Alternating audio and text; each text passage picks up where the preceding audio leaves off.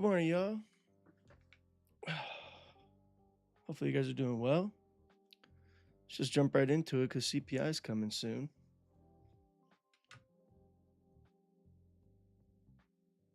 Should be a very interesting session, if I'm being honest. CPI is going to be pretty crazy, I think. So we're going to have to just wait and see. We're not going to do anything too aggressive. First and foremost, can you guys hear everything okay? See everything okay? There's some stuff I want to point out. I probably should have went live a little sooner. But those of you in my private group, you guys constantly hear me talk about how important the regular trading hours gaps are, new week opening gaps, but in particular, in this instance, the regular trading hours gaps. So we see that this went lower yesterday. We did identify these equal lows. All right, so price ended up eventually getting through them. Talked about these lows here too. Price got through that, called trades down into it. And then if you look to the left a little bit, you guys know that when we have these little boxes, I like to highlight and pull your attention to the areas in which price is not traded to in regards to the range that's presented for the regular trading hours. There's a lag. Oh no. A sound lag.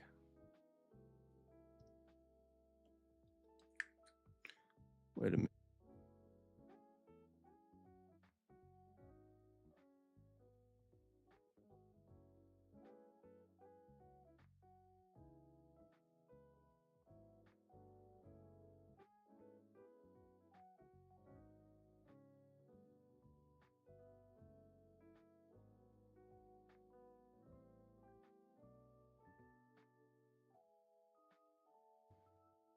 Sound lag, huh? Like half a second. That's what. Yeah, that's interesting. I'm not sure why that would be happening.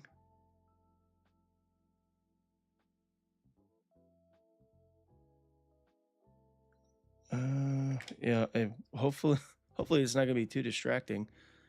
But anyways, we got the regular trading hours gaps. When we look at them, and only a piece of it is traded to, right? Like when price went lower here, if it just right out the gate started to go higher, right, and didn't really have much trading into this, it would have to come back and refill that. Because when you look at the regular trading hours, these are all gaps in price, right? Like this candle and this candle, below that, it needs to offer buy side and sell side to be balanced. We could notice that the level down here, it's only got buy side delivery. It's got some sell side down here, but it's got mainly buy side delivery and outside of this level. So that little area in price is inefficient. So sometimes they want to come into those levels and rebalance them, right? Like we have this this previous regular trading hours gap from last Tuesday. Yeah. Yeah, it was last Tuesday. So price could easily want to come down and fill in the rest of that. There's no trading in there. So it's inefficient on both sides, except that little piece right there. So these things become draws on liquidity when you can start to practice outlining them.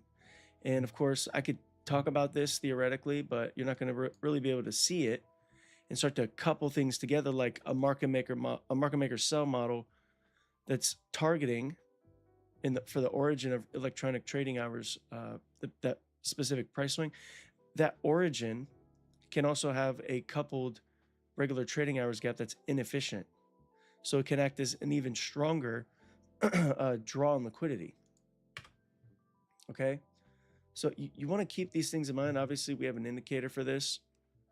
Shout out to Mark in my private group. But you guys see this stuff constantly working. I've talked about this stuff for years at this point. And it's just spectacular. Sometimes, obviously, it's not going to fill it in like down here. But you can rest assured that if we do start to see a sell-off of some kind, and it starts getting real excited, all these levels that most people don't see are going to be used contextually to capture the draws on liquidity within that larger narrative. Does that make sense? So it's kind of like, I guess, like a supportive reasoning for a particular draw. Like if we zoom out, there's a regular trading hours gap up here as well that's inefficient. Okay. I'm not sure why it doesn't have the thingy. So most of that is filled, but this right here. Okay. That high there, notice how it traded back into that little gap. But we could see how that high portion to the high here, so that little range, that's inefficient. That's a void of liquidity. There's nothing in there. We also have one in here at 30,000. We also have something in here. Notice how there's only a sell side delivery. There's a little bit of buy side in there, but still that's an inefficient gap, just like this here as well. The high to the high here, right? The high point of this candle. That whole gap is inefficient. So when we drag it over, price gravitates into those levels, right? And then once it leaves it, they become balanced. But again, we have, let me see. What is that? Oh, I think it's a little overzealous. There's a little gap in there. This is a new week opening gap, so a little bit different, but same principle. It needs to fill these gaps.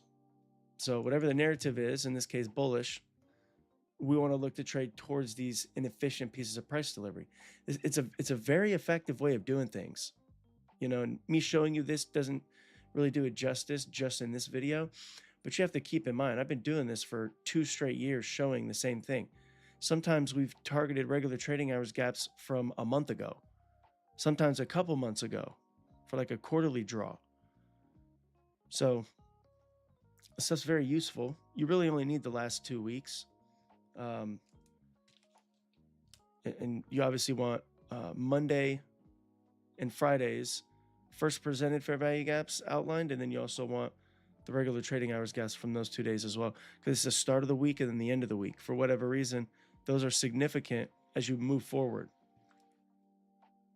But at first, you want to focus at a minimum on like a week or two, preferably 2 weeks of data, you know, and then everything else, right? You can keep tabs on it, but you don't got to obsess over it. But this stuff is highly effective, I'm telling you.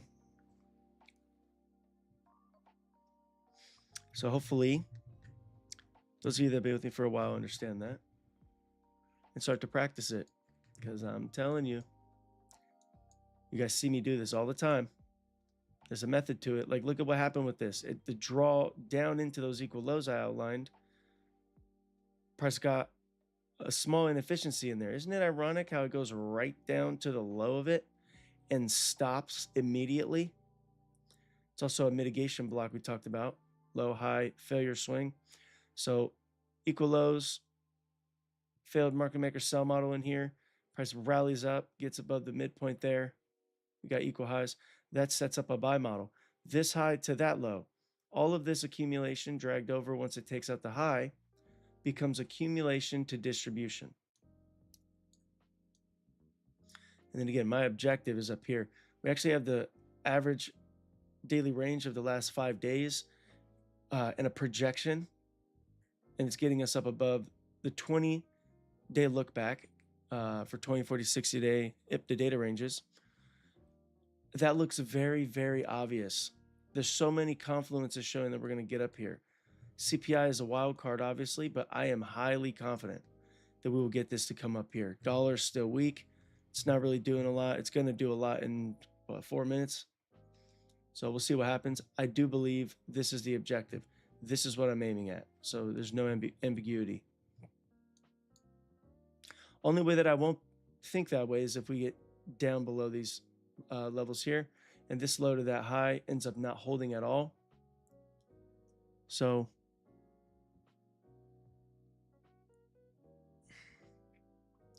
yeah, and then we'll see what happens with this too. We got fair value gap on the Dow, consolidation on the S&P, highs taken. We do have SMT, but you know, I think that we'll be able to continue going higher. Everything else is supporting everything going higher. So I've also talked about this, right? I wanted to see this stay closed above, which looks like that's what's happening. So we will continue for the currencies to try to see if we can't get it up here. And then the dollar, like I said, we're holding in the inversion. It's also a market maker sell model, the larger one. So once it gets below this low here, if it can break down, come back, we don't want to see that range up to the midpoint. Preferably the lower 25% get traded through. It can be traded to, but we don't want to see it get traded through and close outside of those levels, especially not this, because this right here is invalidation.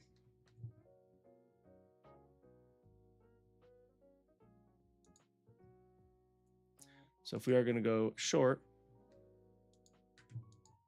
I think that it can't break out of that. I am not permitting it to get out of there. If it does, we gotta chill a little bit. But this has relative equal lows, very obviously set on purpose. So again, I think we'll get up here. And I'm sticking to that. Too bad people don't want to hop on in time. Many people are going to miss this and what we outlined to determine that it was going to go up there. But we'll see what happens. For CPI, I do not take trades within that first 30 to 45 minutes. In this case, I'll probably wait till the open. It's just too much of a wild card, right? I know the risk is extra elevated. So if I take a trade, I could be right, but because things are going to be exaggerated, we could get wicked out very, very easily. So I prefer to wait.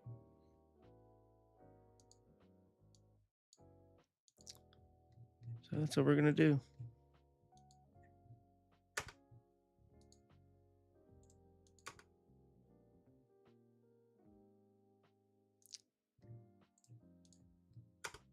Okay. Yeah, looks like we're correct. Look at that beauty. Look at that beautiful delivery. This thing's going to explode, I think. There's lots of reasons for us to go up there, but we'll see. You see how vicious that is? That's why you don't go in and chase it. Again, like I said, if the midpoint here ends up getting closed below, that'll turn to a market maker sell model. And then we could just very simply use this accumulation to then catch a retracement into that. We don't want to see that get broken if it gets through it. And then see price continue to drop towards a little bit deeper equal lows, which we have here. I didn't notice this earlier. So that for contingency plan is definitely permitted. But we'll see what happens here. This is vicious. This is CPI. Do you want to be a part of this? I don't. You know, we could be correct a lot when it comes to identifying these things, but you know, you want to be responsible.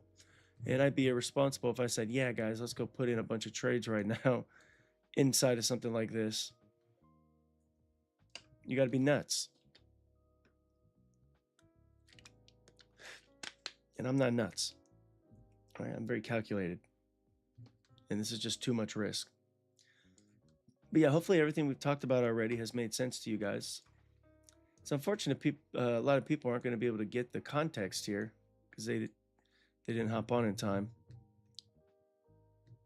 But CPI, right? Like when there's news at particular times, that's when we're going to go live. If there's news at 5:30, we're going live at 5:15 or 5 a.m. Pacific Standard Time. If there's news at 6:30, I still get up at 5, or I wake up at 3 a.m., but I am on sending links by 5 o'clock, sometimes sooner if there's more people on. So kind of how the scheduling is for those that may be new. Yeah, you see that wick down there? That's a beautiful sign that's going to start continuing to go up. Big wick, heavy close above. So that's just a purge.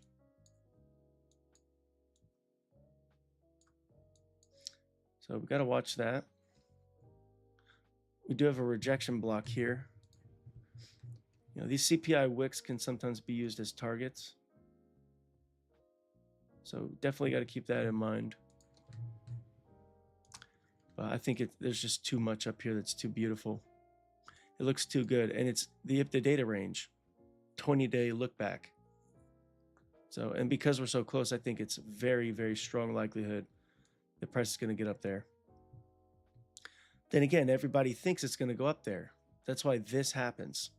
Right out the gate, it's slammed lower, so everyone chases it. This up here is actually going to be a breaker too. So I would watch that. I would study that.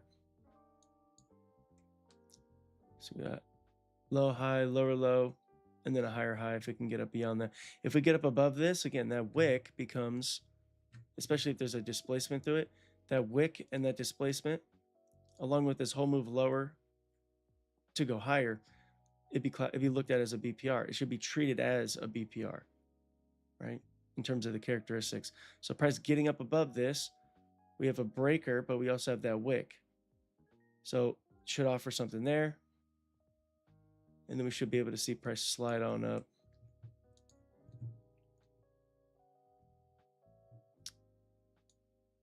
And then again, we got the high up here. We have market maker buy model. We are now inside of the accumulation area. Okay.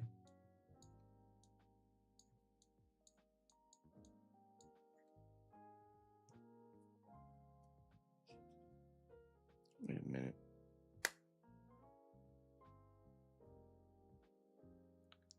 My headphones are not charged. That's weird.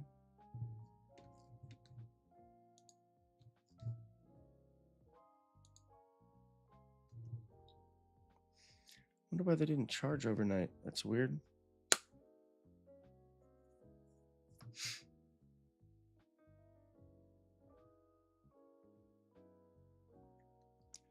That's going to be really annoying if they die or whatever.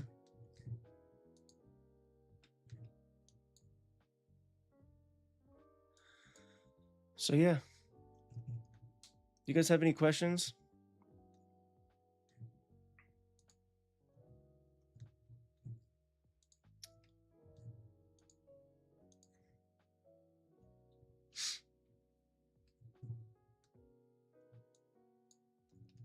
Let me know in the chat if you guys have any questions.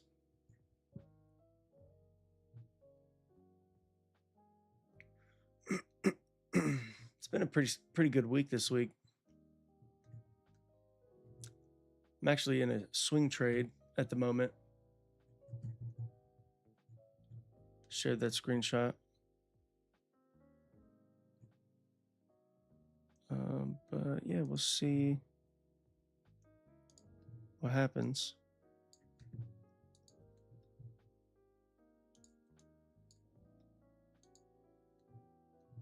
And one of the rare times I'm showing you profits all the way down. So pretty amazing. It's a risk-free trade. I already took some off, or I'm probably gonna take the rest of it off real soon. I could just take it off right now. I think close to 3K. I think it's up a little bit further now. I want to see if we can't get it up to here though. But you know, you can't get greedy, right?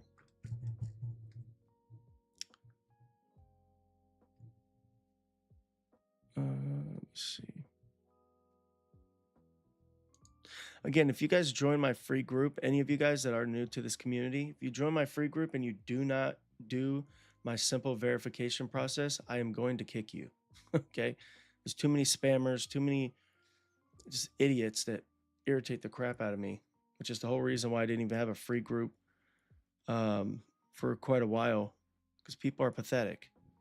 They come in trying to spam and do this BS, then they try to imitate you and all this nonsense. So if you do join my free resources, you need to do what needs to be done and do the verification, or just don't join the community, because there's too many people that I'm trying to protect from idiots. And it is what it is. It's the way the internet is. And I don't not want to have a free community, but it's very annoying. Okay, and I don't have to deal with that nonsense. Just be private. And then here on YouTube. But I don't want to just do that, right? But if it gets too out of hand, I'm going to. So it's unfortunate for some people, but it is what it is. Good morning, DJ.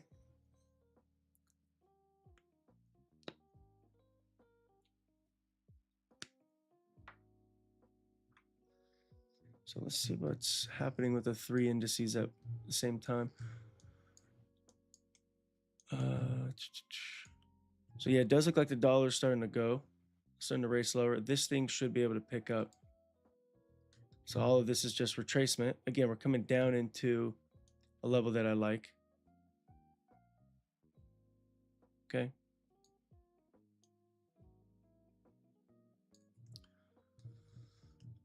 Wait a minute, actually.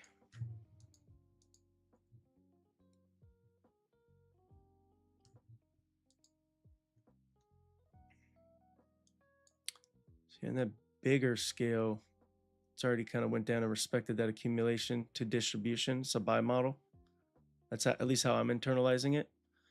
We hit this opposing PD array. It was a stop run. We came up. We utilized a concept I've been sharing called deferred liquidity, where it runs into high resistance, breaks down, comes down, sweeps liquidity, but then remains in the overall narrative, in this case, bullish. So we had these equal highs. It got above it. So again, I'm expecting that we're not going to go down lower than 50% of this. We took stops, and now we're getting really aggressive going back to the upside. So I think that that's going to be the vibe overall. Stop run. We got this wick down here. As long as it stays above the midpoint, upper 25%, things should be continuously moving higher. It's a bullish order block.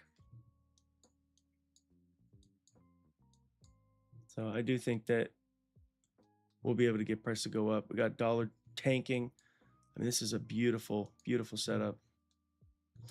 Type 2 dealing range. This size taken, that puts this in jeopardy. So that's a pretty high probability draw. Unless, of course, we end up getting below this midpoint. But we got a breaker here too. High, low, higher, high. Once it gets above, we're already above this, so we could be able to bank on that, holding it and keep going higher. We got this regular trading hours gap that's inefficient. So that thing is definitely on my radar.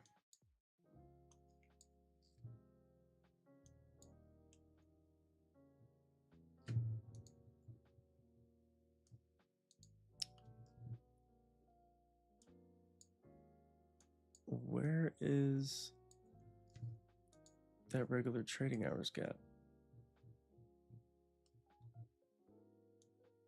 Oh, wait a minute. It's actually not too important, actually, so I'll remove that. 2.5 standard deviation projection from the low that was created over here. That's generally when we have retracement that takes place. And we're now in the continuation phase of what's taking place here.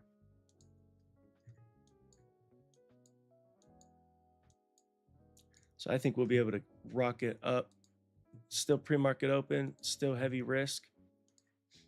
But nonetheless, structurally, this looks really, really nice. Fair value gap should be able to carry us up as long as dollar keeps going lower.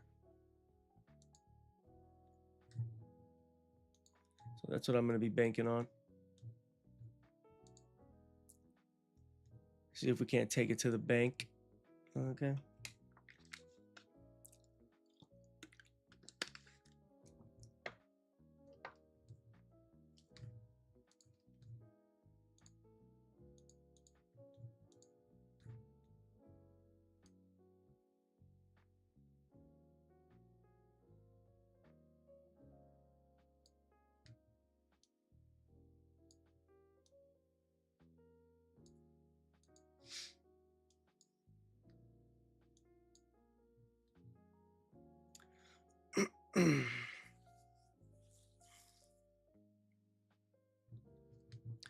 Yeah, you guys have any questions?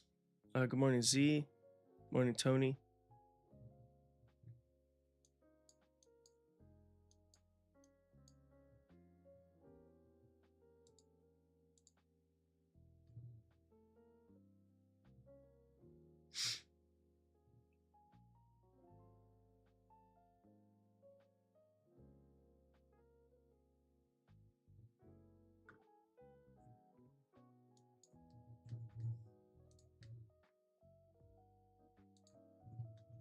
Yeah, dollar is just absolutely tanking aggressively. Can't really see it from that perspective, but look at that. Big time drop, big time respect to this. So I see this low getting taken on the dollar.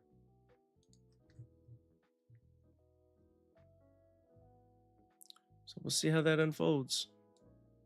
Looks very, very nice to get us up there. Stops taken here.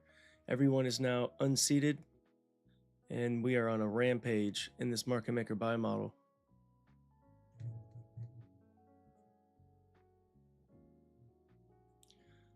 I don't know. Is it going to be that easy? Are they going to let it be that easy? We'll see what happens. So we're going into a macro right now.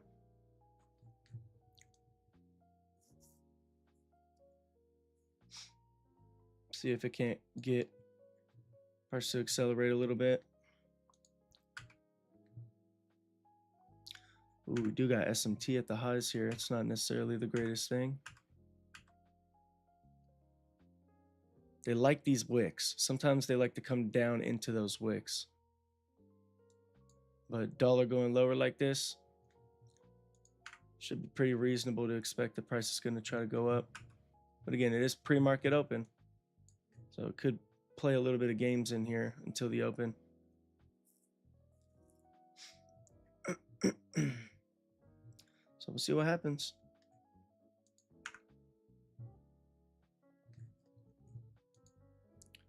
And there's SMT at the highs, but dollar's declining. So it's not very much a trustworthy SMT when things like that happen.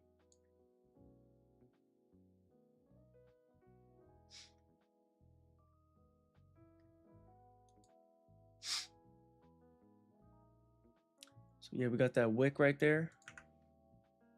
We don't want to see this type of thing sustain too much. If it does, it could lead to an issue for buys. And if it breaks down and we invert this fair value gap off this wick being respected, it's starting to show signs that it's not trying to really work out. Got this if it gets inverted, got that little gap in there too. So together, they're one PD array. You also have the order block here. We have a bigger order block. So if this was to break this low here, my objective is going to be to see if we can't look to target the wick. But for now, as long as this continues to sustain like this, and we can get dollar to keep going lower, maybe get this thing to break this high here, that'll continue to set us up with a pretty nice run through to the buy side. This is a breaker, like I said.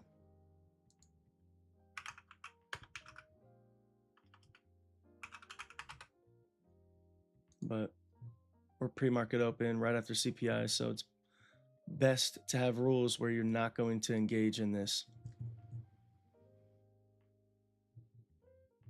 And it may fly, right? Maybe a missed opportunity, but that's all right.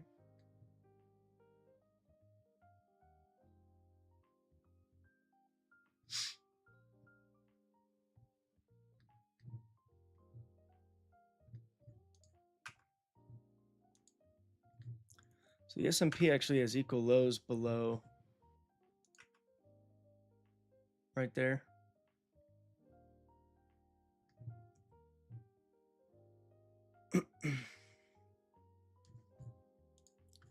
See what that wants to do.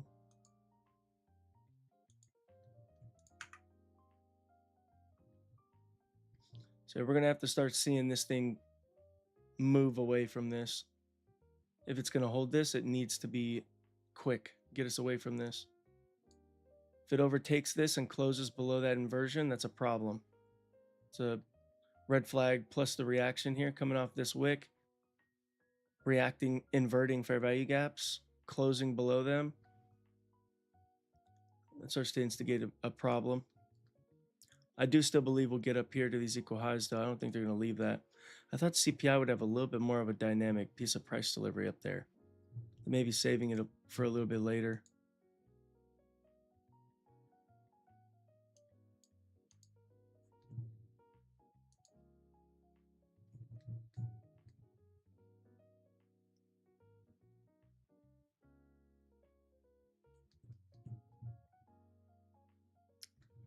So it looks like everything's the same. Forecast, pretty identical to the forecast, which is interesting.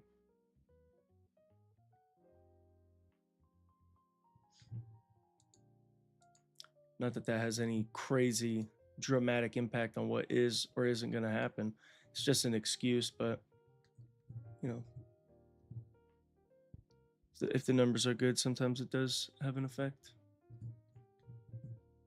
So yeah, we got dollar now pulling back here. You see that?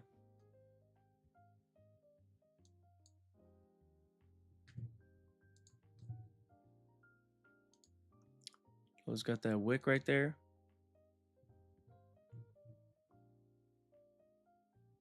So like I said, we need to start moving. Like it's gonna have to start moving away. Otherwise, the risk of it coming down to this wick, if we break that low right here or invert this fair value gap, we're already at the outer edge of it. So if this thing breaks down, again, we may end up taking this. If it takes this, then this becomes something that could be reasonably expected, but that's an accumulation to distribution here. So I'm banking on this being a buy model to get us up above to target this failure swing. That's low resistance liquidity. And we have a larger layer, which is a big relative equal high up there.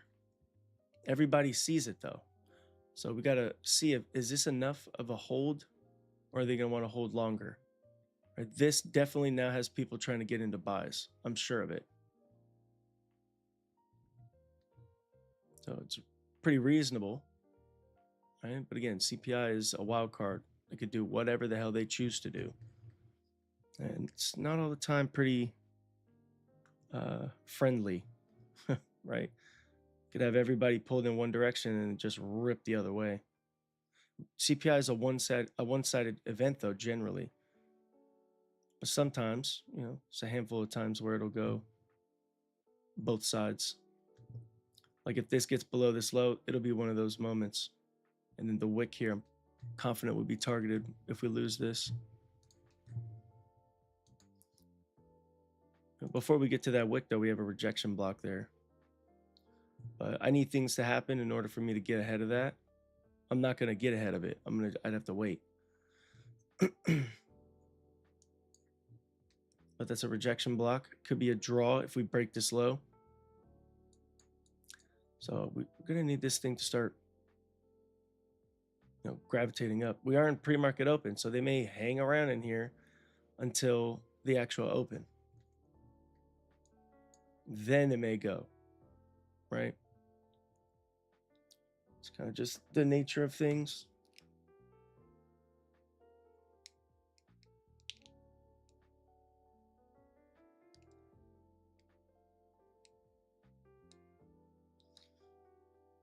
Yeah, hopefully you guys have had a good week so far. Learned a lot. There's been a lot to learn, as is the case every week.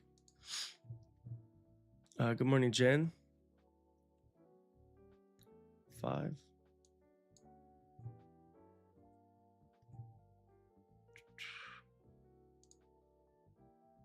So again, I'm just going to be waiting in here. I'm not going to be doing anything crazy.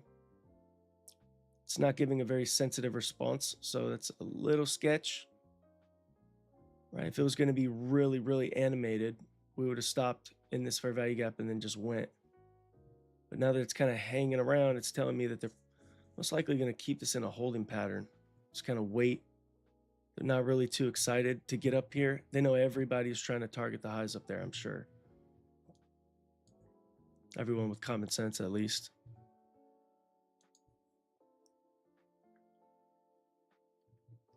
So they may weaponize that against them, hang around, accumulate in this level more. If they really want to hurt people, they'll take it down here.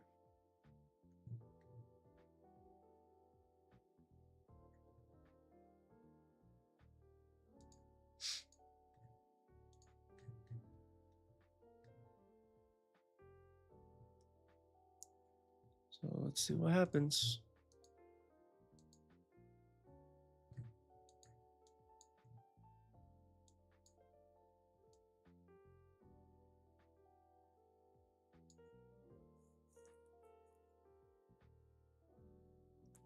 So we got big wick to the upper part, big wick to the lower part for the CPI candle.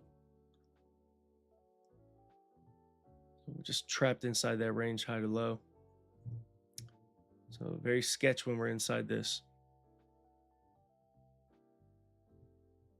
But you always want to default whenever something's confusing on the lower time frame. Default to the higher time frame. What is happening there? Or what are you expecting? Right? And generally, that expectation will be fulfilled. Right? That higher time frame view. Because it's more significant than what the 1 minute's doing inside the CPI delivery. There's still a narrative unfolding. But when there's news events like CPI, NFP, rate announcements, all these other things, it could throw a wrench in things. It gives them the ability to hang around, right? To really play a lot of games while still unfolding the larger narrative. That's why it's risky. That's why you got to cut your risk. That's why you got to be careful and cautious with what you do around these times. And you wait, right? When a big news event comes out, don't even consider anything until 30 to 45 minutes after. And then whatever liquidity is still available that looks obvious, that's supported by the higher time frame, you could look to try to engage in that direction. Yeah, this is not having a response that I like with this wick. So just another reason why we're waiting.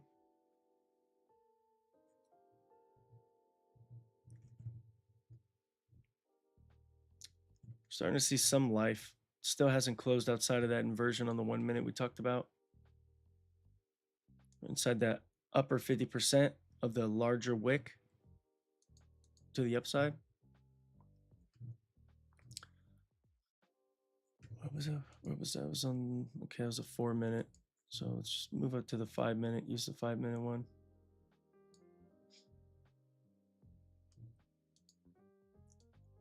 6, how high does that go? 7, 8, 9, 10 minute.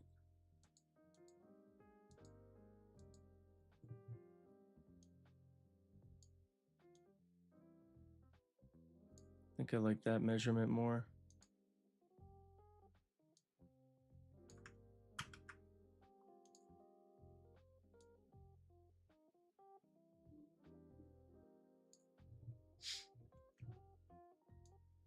So yeah, it gave a lot of energy, but then now they're doing what they like to do most times.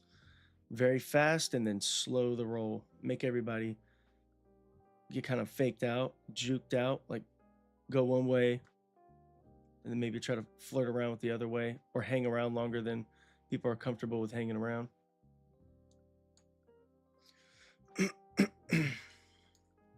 Again, we're in a macro. This is the unreliable macro.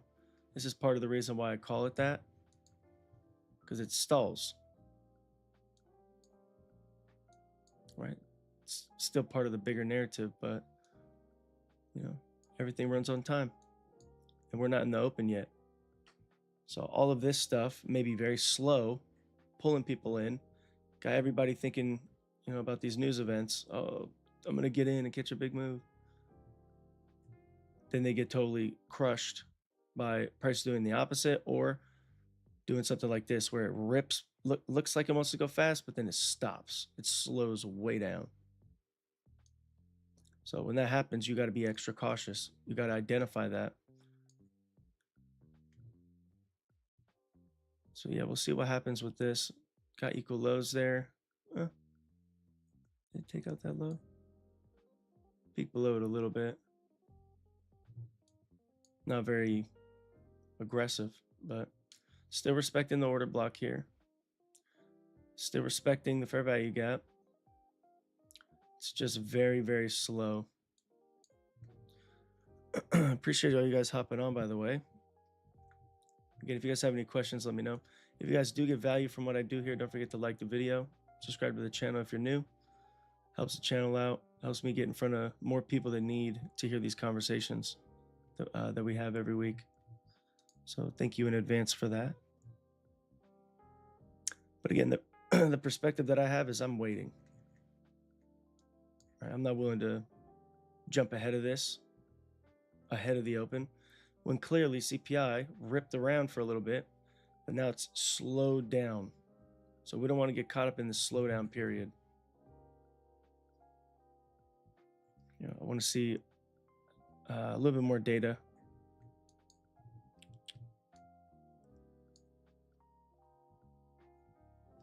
My objective is still up here. I still want to see this by the end of the session. And if it doesn't get to the max, it'll at least get up to here. And we don't want to see this level get violated. That's a market maker buy model. Got the accumulation phase. We're expecting and anticipating and predicting that to act as support or a balanced price range turned inversion or accumulation to distribution, aiming to take profit above something like this. We got high, low, higher high too. So let's actually dance around. We actually got a breaker there. Almost didn't notice that. So that's interesting. That supports this going higher.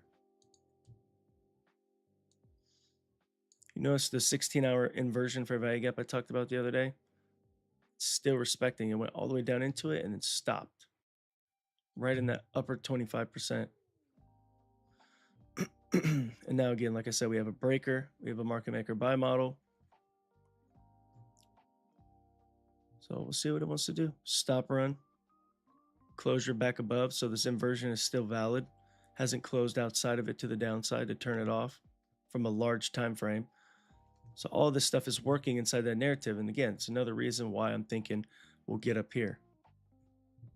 It's just taking time because it's what they decide to do sometimes. And I talked about how if this thing gets below this low or breaks the midpoint of this, we may look to target this as contingency. But again, I'm not banking on that at the moment. We're stopping right inside that fair value gap still, so it still has life. It's still logical and valid that this is holding, and we're probably going to reach up to these highs.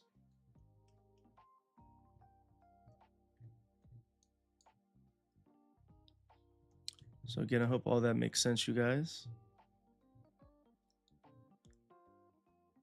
Morning, Maddie. What does a forward candle do now? Some symmetry has moved.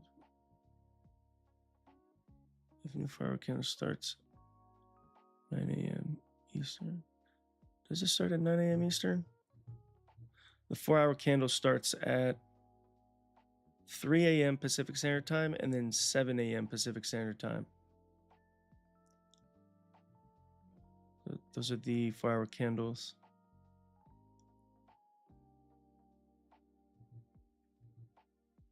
One hour earlier? Since when? Since when? When did that happen? Like, wait, what? Yeah, 10 a.m. Eastern. Price above the open price. Classics. Sell day, London went higher, continuing PMs. Yeah, well, you can believe that. That's fine.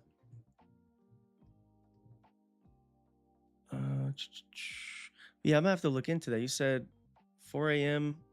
or the 4-hour candle is different. Like when the hell they changed it? I haven't seen a difference. Still operates the power of 3 the way I view it.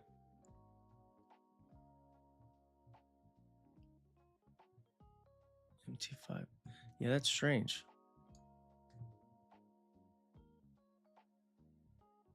Yeah, 3 a.m. Right? If we look back right here, 3 a.m. right there, we have accumulation, manipulation, distribution. It looks like it's unfolding correctly to me. Doesn't look like there's really any change, honestly. Let me look at the 4-hour candle. Yeah, the 4-hour candle here too. Look, on the natural candles provided by TradingView, the open price is right at my open price at 3 a.m. So I'm not sure where you heard that, but I mean, we can kind of debunk that here. Again, the dollar's declining. So again, that's another reason why I'm thinking we're going to go higher. This thing is rapidly getting down below these lows here. It's looking to target that. We have equal lows here too. Very obvious draw on liquidity. So if that's going to happen, we expect this is going to go higher. If it's going to be trustworthy and symmetrical market, which again, CPI, all these news events can make it not a symmetrical market. So it could really get sporadic in here. So that's why we're waiting, right? We're waiting till this macro passes. We're going to wait till things unfold, right? Give us a little bit more data, because clearly we're not real willing to go anywhere, right? It started to move a little bit, still respecting this level in here. The daily open price is down here. So we had accumulation, price manipulated, set the low. We've rapidly went higher in here. CPI came out, got another accumulation, manipulation, distribution. And if we can get above this high, we can look for rebalance and then redelivery. We kind of got a lot of the accumulation, manipulation, distribution in this one little flurry of price delivery. So, bullish power 3 is unfolding. Okay, we could see London set the low, so that's a low of the day so far.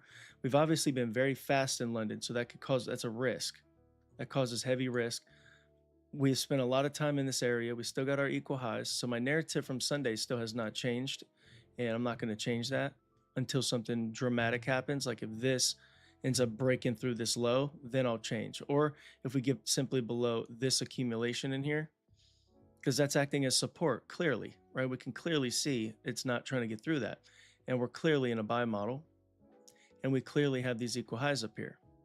So going against that without having confirmation or things that support the downside more so than what I've just outlined, I think it's a little ill-advised, at least from my perspective. But hey, who am I, right?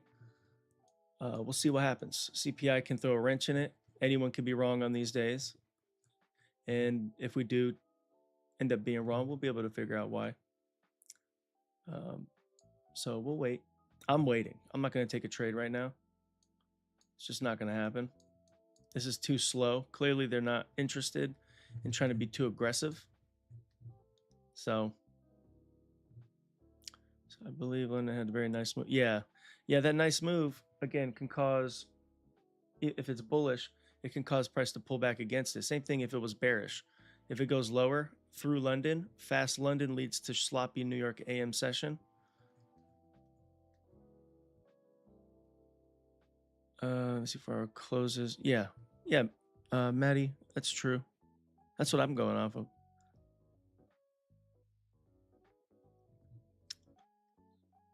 So with the DXY, my 4-hour candle says there's an hour left.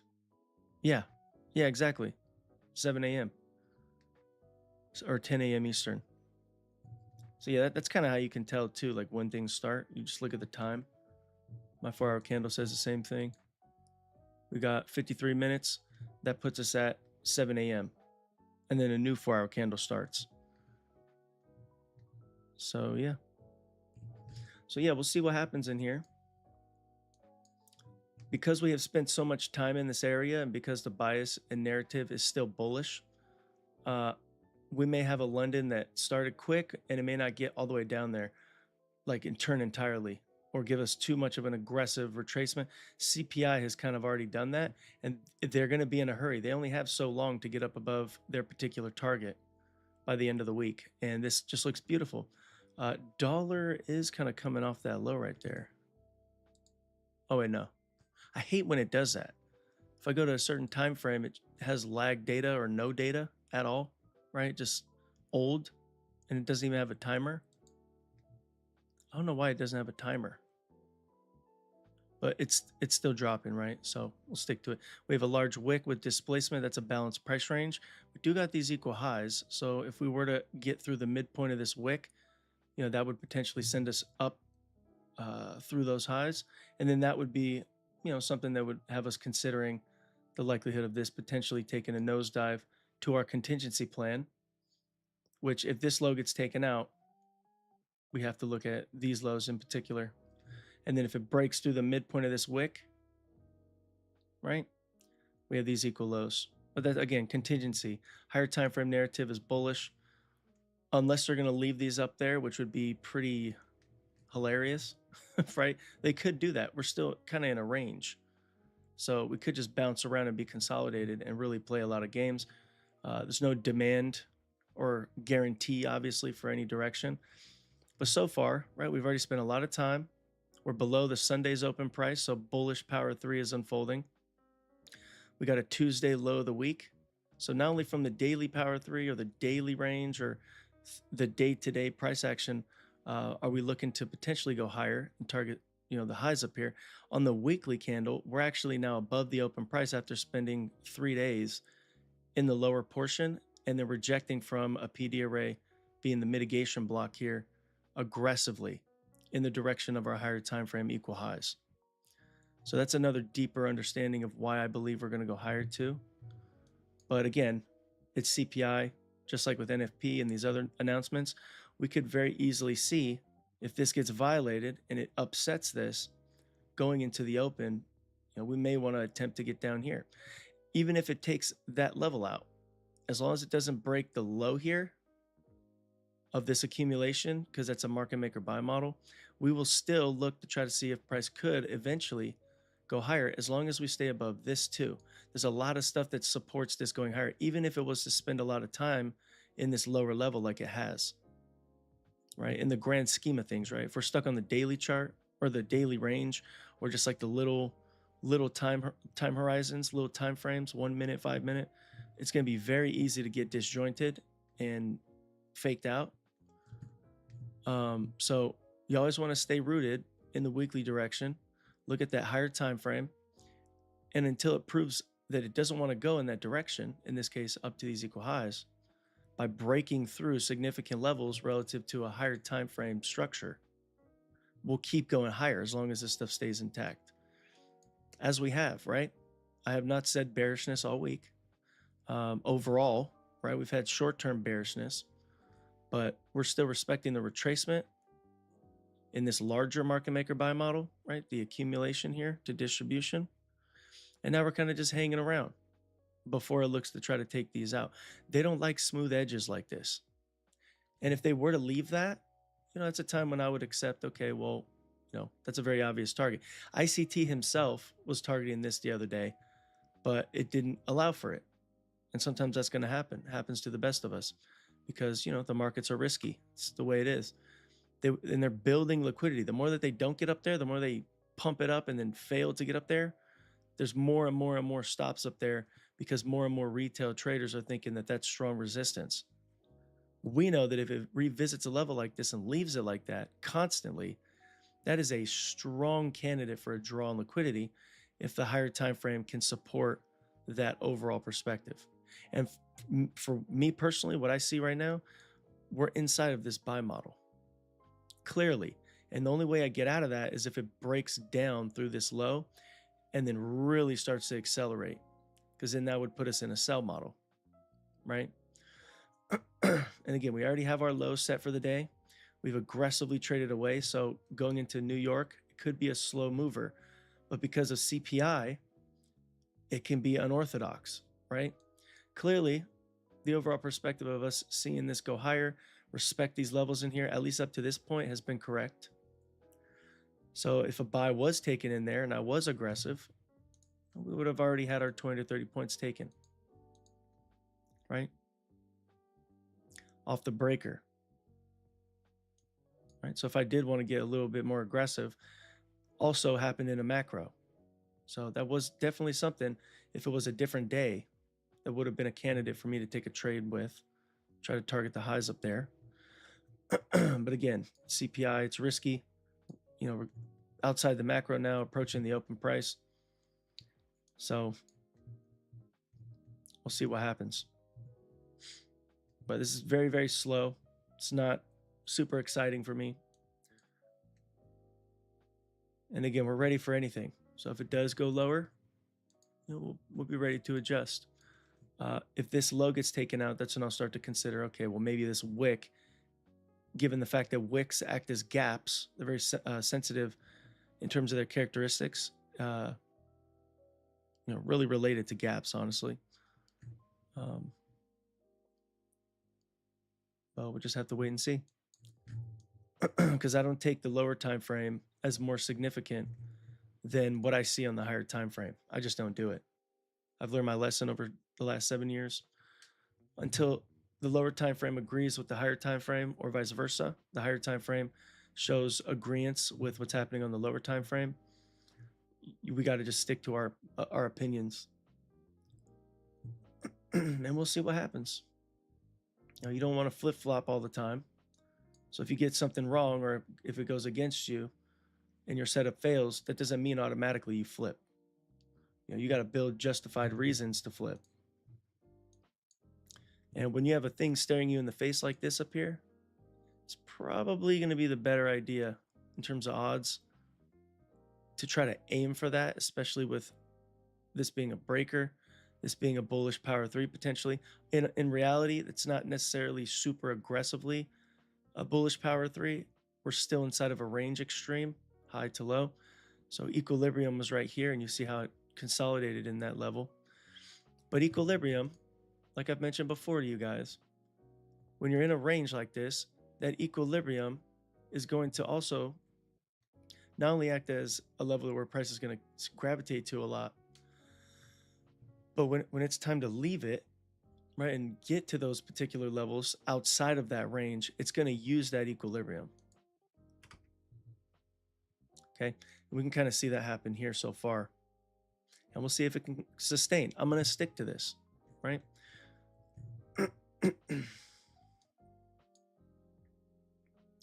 It's beautiful. So from here up to this high, that's really all you would even really need. Just that little run, right? Even up to here, that's already what, 40 something points from that fair value gap. Yeah, about 40 points. All you need is 30. My main objective is 20 to 30 points on these days. I'm not demanding 150 points. I'm not demanding perfection. I'm not even demanding to win every trade. But what I am demanding from myself is that I'm able to take down at least 20 to 30 points. And if it's offered, I'm taking it, right? This is just a little bit more aggressive than I like to be on CPI, so I'm not taking that.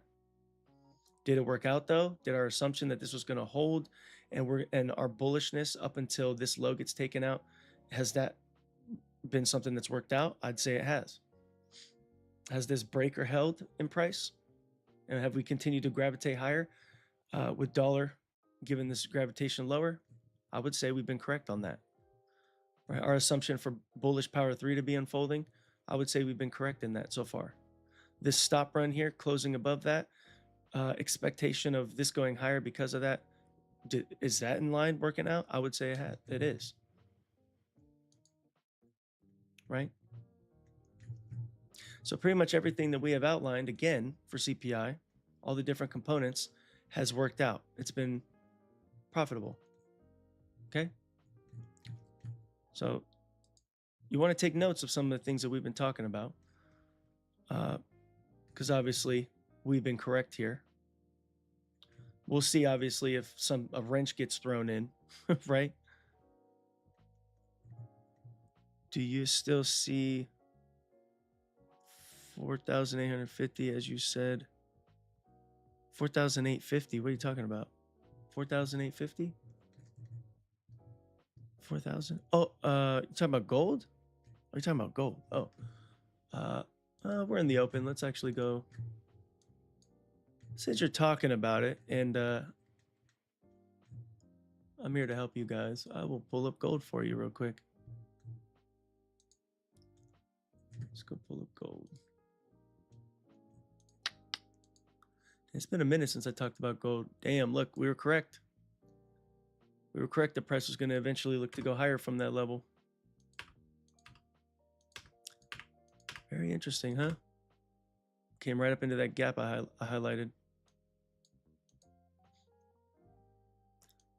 Must be random, right? Must be getting lucky. This can't possibly be something that we do every single week. It just can't. There's no way. Every day? No way. It's impossible. You can't call the market. Guess we're some of the luckiest people on the planet. But you said 48. I said 4,850. 4,850. Did I talk about 4,850 in particular? Being that high up there? Did I mention that? I can't remember. Can't remember if I did I mention that? I probably should start saving things a lot better than I do. I mean, I do a horrible job at that. I just kind of bank on the fact that you guys are going to watch the videos and then get my perspective. I think that's maybe a little overzealous for what the YouTube world is willing to do. There's a lot of lazy people on the internet. And if it's not just like served into their throat, damn near me putting it in their stomach, they're most of the time going to miss things. Unless you guys are like you guys here who constantly show up and you're constantly connected and engaged. Because I mean, it becomes really easy to know, what the assumptions are. But and you'll be able to remember them and save them on your own as well. Take note. But I know there's a lot of people that are also busy too. It may not be because they're lazy. So I think I'm trying to be better at it, posting more shorts, trying to figure out, what I should do. But I think taking screenshots and sharing those and pinning them so you guys can always refer back to them. I think that's something I obviously should be doing. But not gonna lie, I'm not perfect either. I have my lazy moments, right? Can't be perfect at everything, right? If it, really can't be perfect at really anything. But we could try though, right? Could try to get better. If you guys have any recommendations on how you think I can help you even further, like what you think would maximize what we're doing, or at least what I'm teaching, to help you learn the most. If you guys have any recommendations, the way that I already do things has come from recommendations and feedback and all the people that I've worked with. So, baby bird is baby bird. Oh my gosh, because they throw up in their mouth. That's nuts. Freaking Maddie, dude. Oh man. It makes sense. If you don't baby bird it, it's a problem. It's freaking sad, yo. I think it's so sad that it has to be that way. It's so sad, honestly. But I mean, it is what it is. That's so funny, dude. Oh man. Yeah, so it looks like gold left this. So all the war stuff happening with the things kicking off, that gold is a highly manipulated market. That's the only main reason I do not trade this. I used to trade gold. I mean, I've taken a couple gold trades in the last years, but it's just so heavily manipulated by geopolitics. So if there's nothing going on geopolitically in terms of crazy stuff, it's most of the time going to be a little bit sketch. Obviously, you could still trade it. Everything that we do works on gold, but it's one of the more manipulated markets. I mean, gold should be probably $100,000 an ounce. You know what I mean? It shouldn't be as cheap as low as it is because of how important it is, how it's real money in a world of fake money. So I mean they've suppressed it, right? The British Empire or whoever runs these financial markets, a lot of them, like the oil market, Britain has a lot to do with controlling that price, surprisingly, for the globe, right? The futures contract and all that, how much it's worth. It's the same thing with gold and silver. You know, eventually gold and silver, because it's used in AI and it's a scarce asset, it's going to absolutely continue. I think we're going to get maybe even 10,000 by the end of the year. It's maybe a little overzealous, but it really depends on what happens. If crazy stuff takes place continuously still, I mean, within the next year or two at least, I wouldn't be surprised if we see a $10,000 gold per ounce. So you can imagine what that's going to do to prices for a lot of things that have these metals in it. And there's some things that only gold can help with. Same thing with silver when it comes to manufacturing certain stuff, especially AI driven, computer driven things. So, yeah, I would say that ahead of 48.50, which I do believe is equal highs up there. Maybe that's, yeah, I did mention that with equal highs. Can't remember. I'd have to go back and look into. I know a lot of people trade gold. I have a student named Tony who trades gold all the time too. I don't know why y'all want to be on that asset. I mean, when you have like the S&P, which is definitely the gentleman's market, right? It's a lot cleaner, a lot, you know, just better in terms of price delivery and precision. Gold is kind of like Forex. And Forex, I mean, it's rough these days, right? You're able to call it, obviously, but the amount of manipulation that's afforded to them, those that offer gold or those that offer Forex, I mean, they just have so much leeway to screw you over. You know, they can open the spread way wider than is possible. I don't even think they can open the spread like that on the indices as much or even close, right? You can have one tick, the price stops before, and if you're correct, it's not going to open the spread just to take you out like it does in Forex and gold and silver, right? It just doesn't happen. You know, sometimes you'll be wrong and it'll go beyond, but there's not as much shenanigans. And if you like the slower, or like you're getting into indices from Forex, it's always good to start with the S&P because it's more forgiving. Excuse me. You can have, I guess, a little bit more reasonable stop placement, but if you're a wild animal like me, you like the volatility. You know, you can go with the Nasdaq, right? But yeah, gold and silver, there's definitely money to be made, but anything Trump says, anything geopolitically that goes on these days, it's pretty wild. It's pretty wild and reckless. So you gotta be careful. And in order to trade a live account with gold and silver, you have to have $20,000 minimum account balance. They may have raised it because of the volatility. But I know that it's nuts. It's nuts to trade one contract. You need at least 20,000 liquid capital in your account, at least. Right? So the margin for gold and silver is nuts right now. I think silver is even higher at the moment to be able to participate. Obviously, if you have a funded account, you don't have to worry about all that stuff. But yeah, it's a lot of wild stuff happening. So again, just do a quick analysis on this. So we got this high up here, that little gap in there.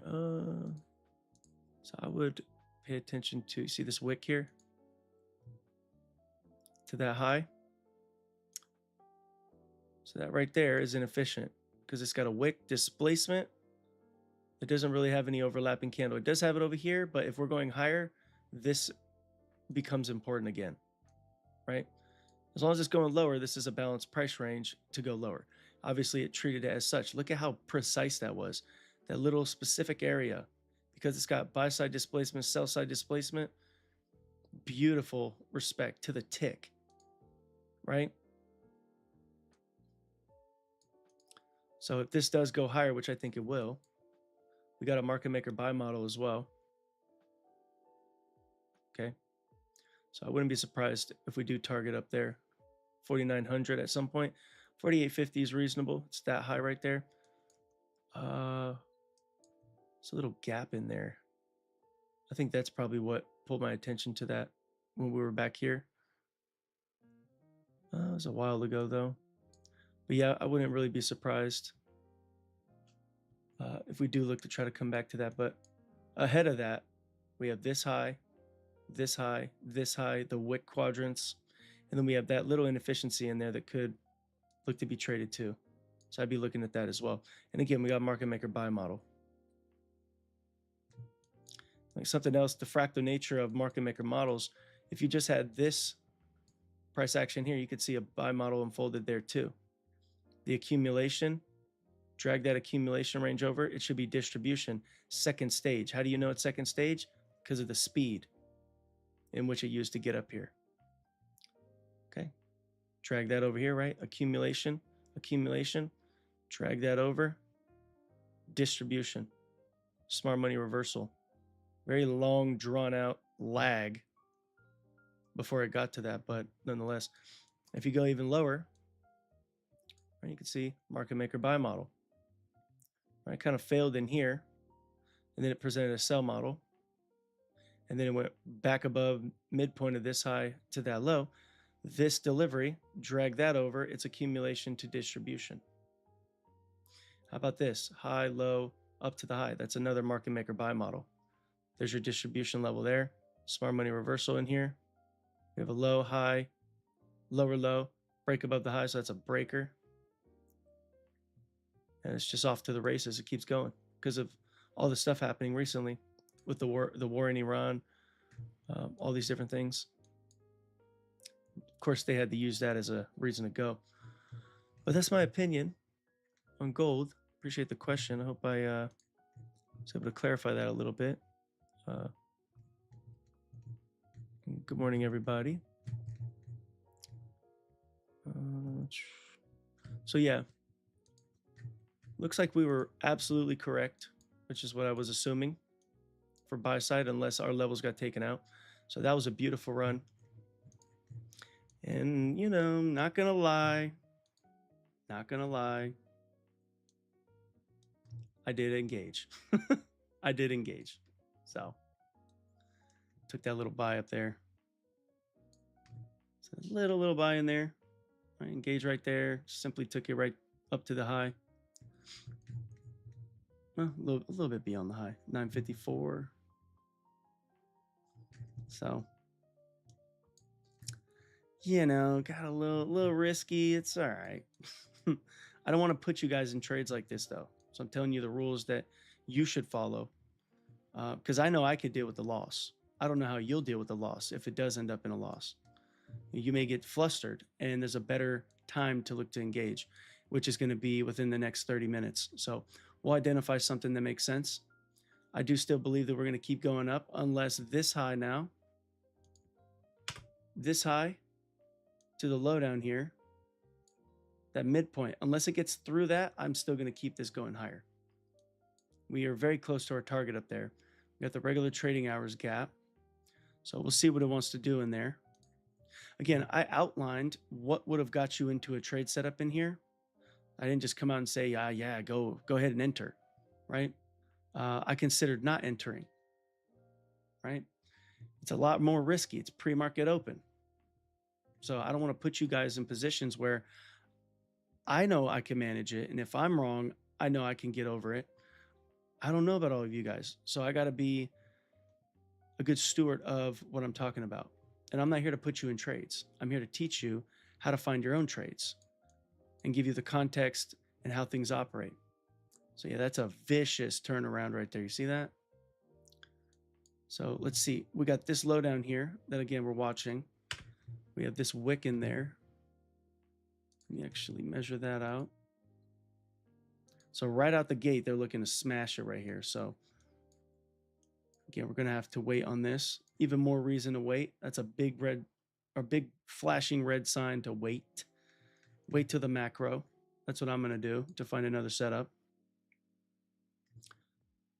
But that right there was a little bread and butter setup in there. So us coming down like this, dollars coming back, rebalancing this. We should not necessarily, look at that response off the new week opening gap. So we shouldn't necessarily see this have to close in the whole fair value gap in there, assuming that it is going to want to keep going lower.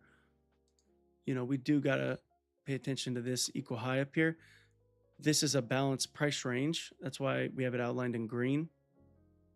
From this low to that high, actually it's outlined in yellow. Okay, so the midpoint there, we got to stay below that. You notice how the midpoint of that balanced price range, that was the origin of price to go lower. We actually have equal lows that have now been set here as well. And we got the wick, displacement, and prices coming to the lower 25%. For us to trust that this is going to keep going lower, it's got to respect the midpoint of that wick. If it starts to break through that, again, these become candidates for liquidity being taken. Let's go look at the other indices real quick. So yeah, right out the gate, look how vicious that is. Big drop lower, came all the way back up, and now we're coming back down. Like I said, this wick sometimes can be a problem, especially if it's pre-market open and then the New York Open comes out. So again, if it breaks through too deep, which it looks like they may want to come down, get some of that up, scoop some of that up. You know, again, overall, I still believe that those equal highs at some point are going to be targeted. But again, we're in a range-bound environment here. It did actually peak above that high. So that market maker buy model in there has been fulfilled. So we'll see what happens, right? We need to see this get above that and then start to respect this high to that low, right? Upper 25%, because that's the whole range. For this market maker buy model we were trading inside of a minute ago. We did get second stage distribution up here as we look to target the highs. So that CPI delivery was part of the accumulation to distribution, second stage delivery. And it did rapidly get up there, right? Slowed down a little bit. But now this displacement is something that puts caution in the air, right? A little bit more. Because this can now end up coming down to the wick down there. Again, with a fast London, this totally is not out of the realm of possibility. Fast London leads to either slow New York or a complete turnaround to come against some of the liquidity. But again, we have to break this low and dig pretty aggressively into this for me to really get away from the fact that these equal highs are still my main objective, my main target. Maybe it takes a little bit of time for them to get there. Maybe today they're going to weaponize against that. We're still in a consolidation here. It's an indecisive weekly candle. You see that? It's also an inside week, what ICT classifies as an inside week. Previous weekly high and low, prices trading inside of that week. So that's not the greatest type of trading condition. If you're looking for trending environments, right, it's not necessarily something that is the greatest. And the longer we hang around in here, right, the more it's going to consolidate and the more risky it is. So again, we do got this wick. We're really looking like it's excited to try to get down there. So this breakdown here, we got buy side, sell side. So if this is going to go lower, something that we have to pay attention to is this range. Low, high, lower, low. That lower 25% needs to be respected. So any return into that, it's going to have to respect that if we're going to try to go lower. So at the moment that this breaks the midpoint here and inverts this fair value gap, you know that we're back in line to look for buys. For the moment, we're not going to look for buys up to this point. We'll wait, right? Let's wait for it to really get in there, because if it can get up to this upper part, if we drop down in low enough time frame, we can start to see a buy model unfold and then try to get in line with that inversion, creating the distribution phase. Right? But they came down, intentionally have now swept these guys out. My narrative is still bullish. I'm still not bearish yet. Them simply peaking below this low, I mean, it's not enough. Right now, we are seeing this in here. We have high, low, higher high.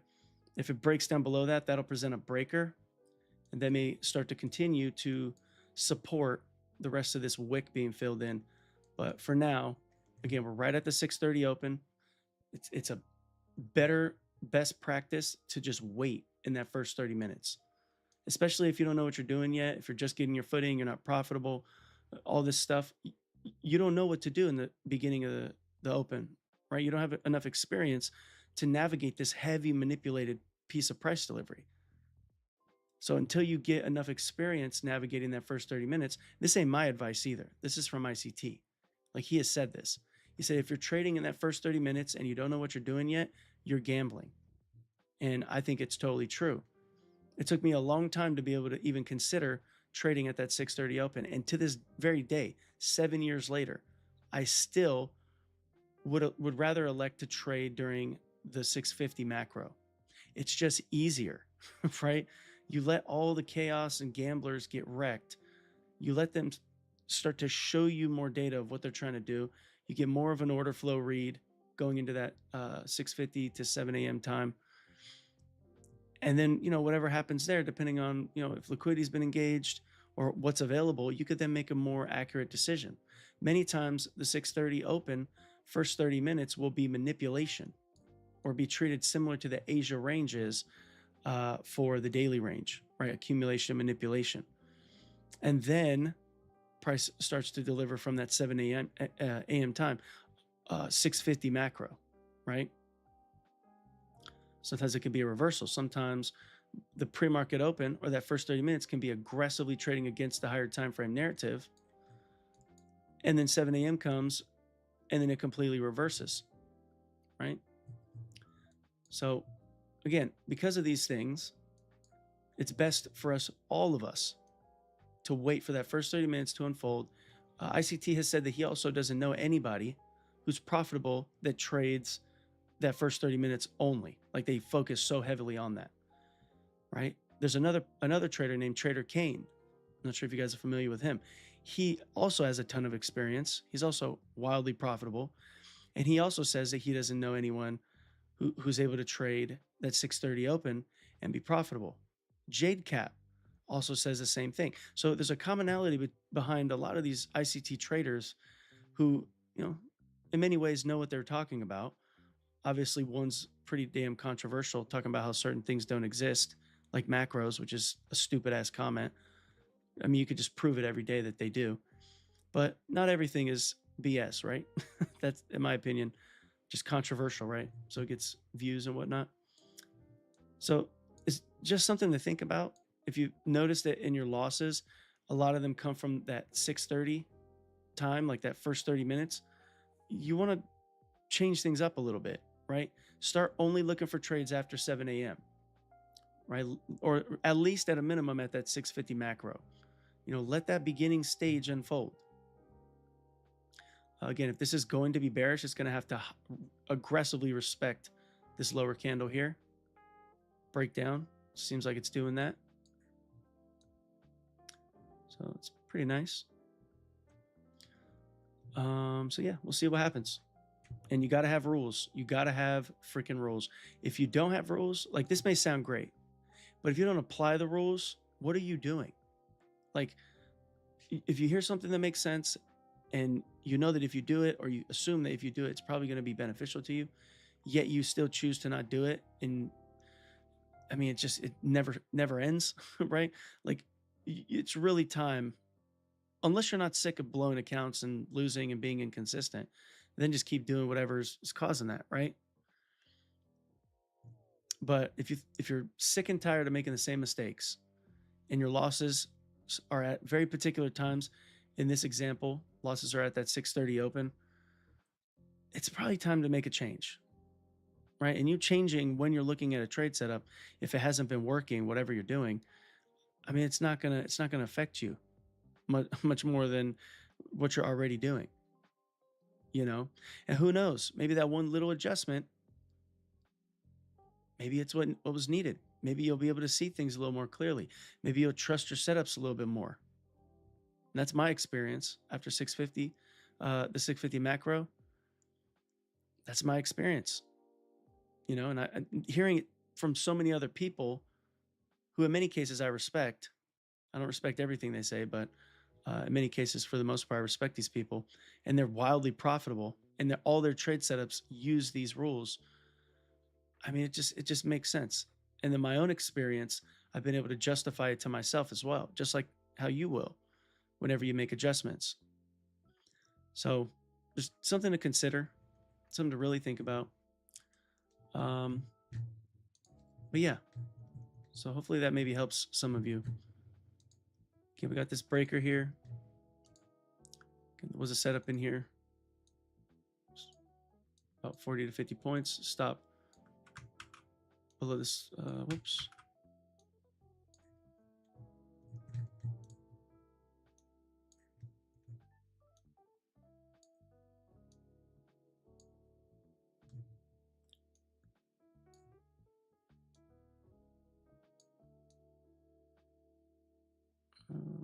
35.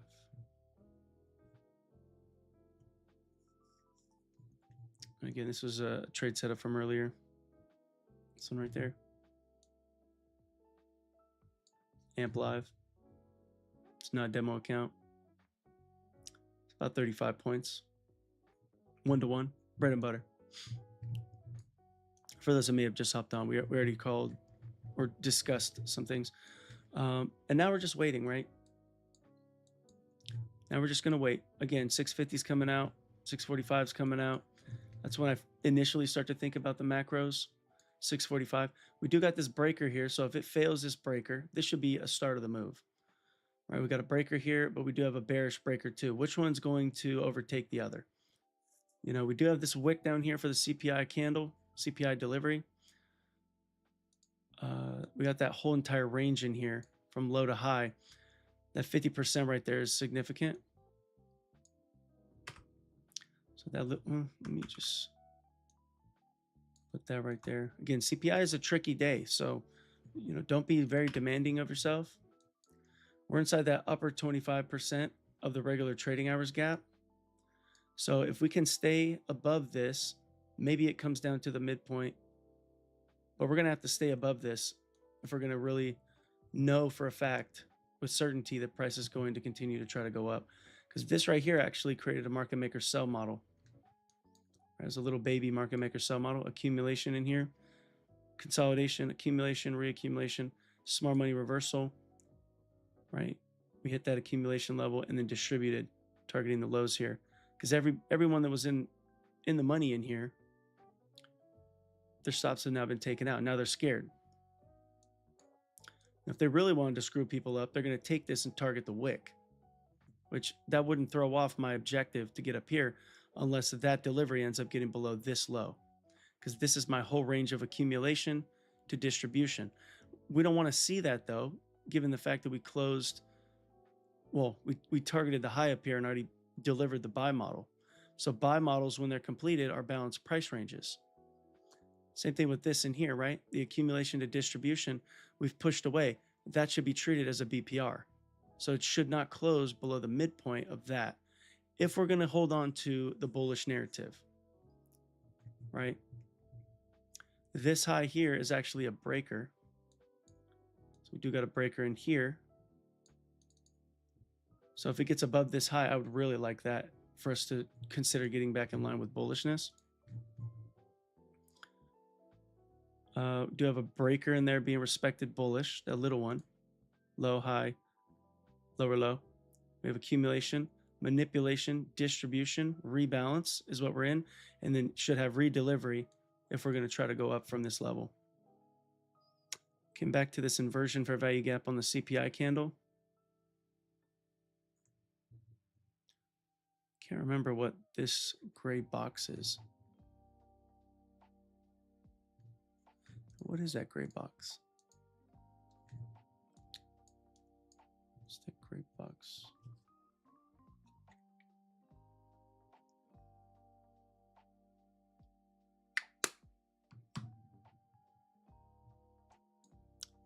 What is that little gray box?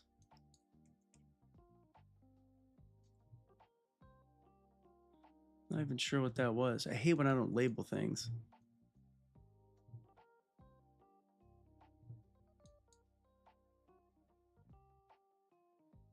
I don't know. I don't know. What was it? I don't know. I don't know. What I do see there is accumulation to distribution. But again, we could very easily be in a range bound environment where it doesn't want to have an extended move, which is kind of dumb, right? It's sometimes what happens though. There's a lot of stuff happening in the world, so you got to accept that you may have to sometimes deal with that's why not every day is a trading day, or you shouldn't consider every day as a day where you should go and engage. Obviously, with what I teach you here, every single day there's an opportunity to trade. And I have private group students that will come out and tell me I'm a liar. Jen, tell me I'm a liar. Emmanuel, am I lying?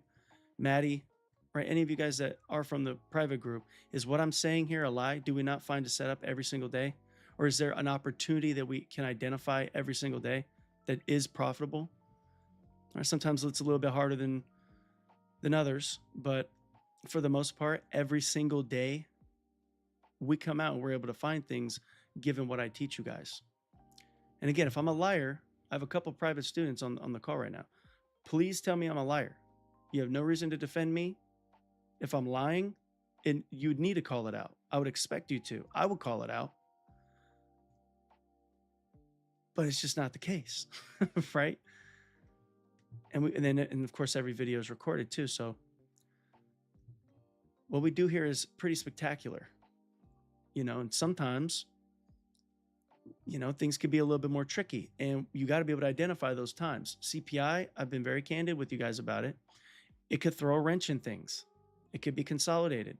It cannot do stuff, right? It could just bounce around back and forth and, not have a very sustainable move. Yeah, see DJ, part of the private group as well. Yeah, DJ, you're doing pretty spectacular, by the way, recently, bro. So you took that gap, respect 953. Yeah, see, look, so the bullishness, oof, holy crap. Bullishness is now starting to amp up. Ironically, look at the time. For those that say macros don't exist, well, what would you call that? Why all of a sudden is it accelerating at this very particular time that ICT talks about? Is it just random? Did all the buyers come in at the same time, just randomly, just because? So yeah, this right here is an inversion for value gap. I would watch that. We may get a very dynamic price delivery from this. That's actually the first presented for value gap right here as well. So we got delivery through it. This thing, if it's going to go through to the buy side, this is where it's going to go. And I have a feeling that is going to have a pretty solid acceleration here, depending on what the dollar does. The dollar seems that it's giving a immediate rebalance. So let's see how this immediate rebalance reacts. If that thing starts to rip to the downside here, beautifully delivered, and this thing is going to absolutely fly. We also have a breaker in here too. You see things aligning. Stop run with all the early buyers. So liquidity has been engaged. Now we got fair value gap. First presented fair value gap. So if it's going to go higher, this is a pretty logical idea to try to identify that type of characteristic to unfold. And again, if it doesn't hold and it breaks down, then we may have one more attempt to go lower. But gun to my head, I would like to see if this thing can hold and get us up into here. We're in a macro, so we got time, price. We're in that upper 25% of the regular trading hours gap.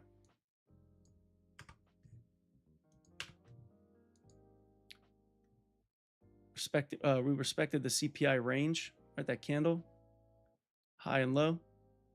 Upper 25 to 50% has stayed intact. So I should have held this one a little bit. Is what it is. Rules are rules, right? But yeah, let's see what this wants to do in here. Dollar seems that it has been an immediate rebalance. So let's see what happens. So I don't like this. That's not necessarily something that makes it super, super exciting. It would have had to stay on this candle. Now that it's breaking through, it's a little bit less entertaining at this point.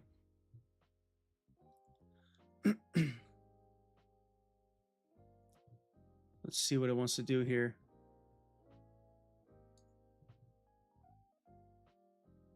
Still got that breaker. We got to really soon get back above this. If it doesn't and we break down, again, we have this low to that high. If price was to break this low, I'd use this candle as a breaker, and then I'd look to target the rest of the wick. So yeah, buys are definitely on the sideline for the moment. I almost took a trade on this candle right here. Dude, luckily I waited.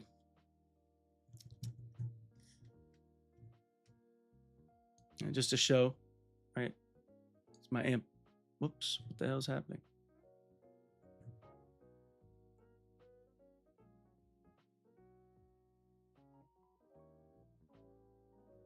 What the hell's happening?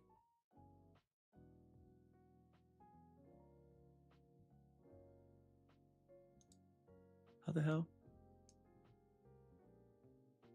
How did it has like a split? How the hell did that happen?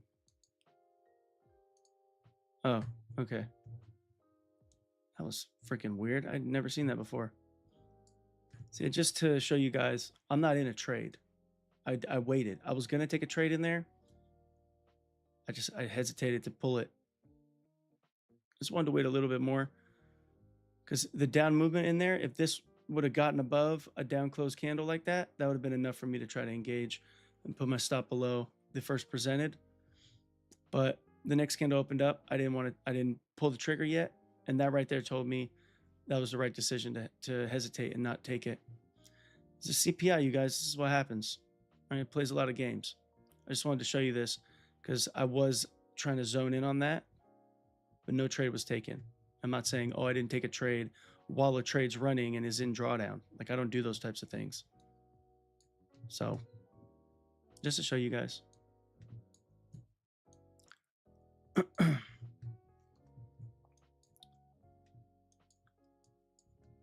So, yeah, we'll see what happens with this. Again, we still got that breaker. What the hell's happening? Where is...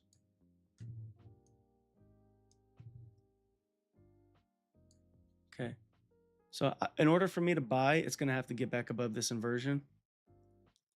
But we've already closed now below this inversion. So that's problematic. That could lead to price trying to now get down below here. They're really reluctant to get through these highs. I think they're just building liquidity. So now that we have this information, I do think that targeting this low seems pretty rational. Notice how we're not holding the breaker here either. And this level here, I like that. That'll be a real solid change in state of delivery if it can get down down through there. So if it breaks through that, again, we got a bearish breaker. And then we also have that as a change in state. We have one change in state here, early change in state.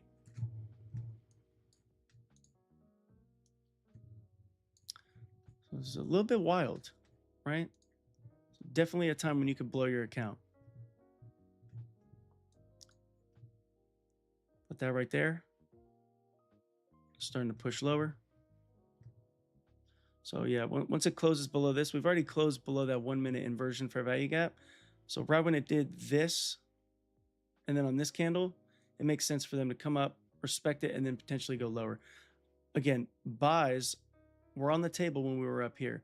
Now, once it inverted this fair value gap and we've closed below it now, they're on the back burner. So, and I'm not really trying to take a short at the moment, just simply because these equal highs up here are available. I'm very curious to see how we're going to try to get up there, if we're going to get up there. They may not do it today, though. If this continues, today may be a day they use to go against it.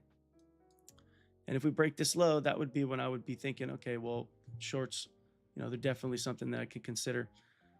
If you did think shorts from this perspective, and what I just talked about in terms of that inversion for value gap feels like enough for you to have felt confident in taking the short, again, there's nothing really wrong with that because the buys got turned off once it closed through this again.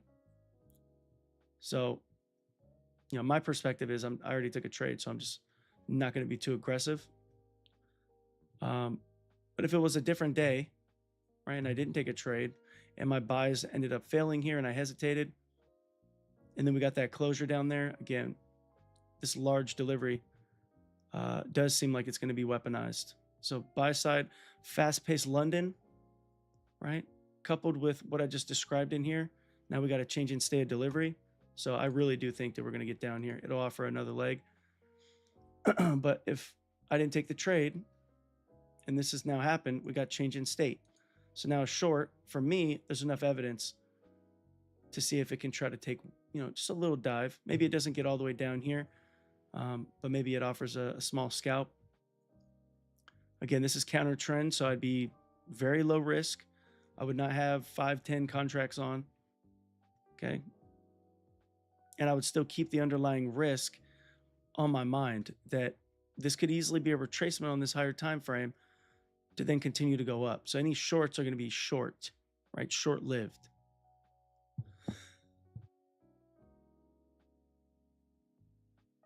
Okay, at least that's how I see it.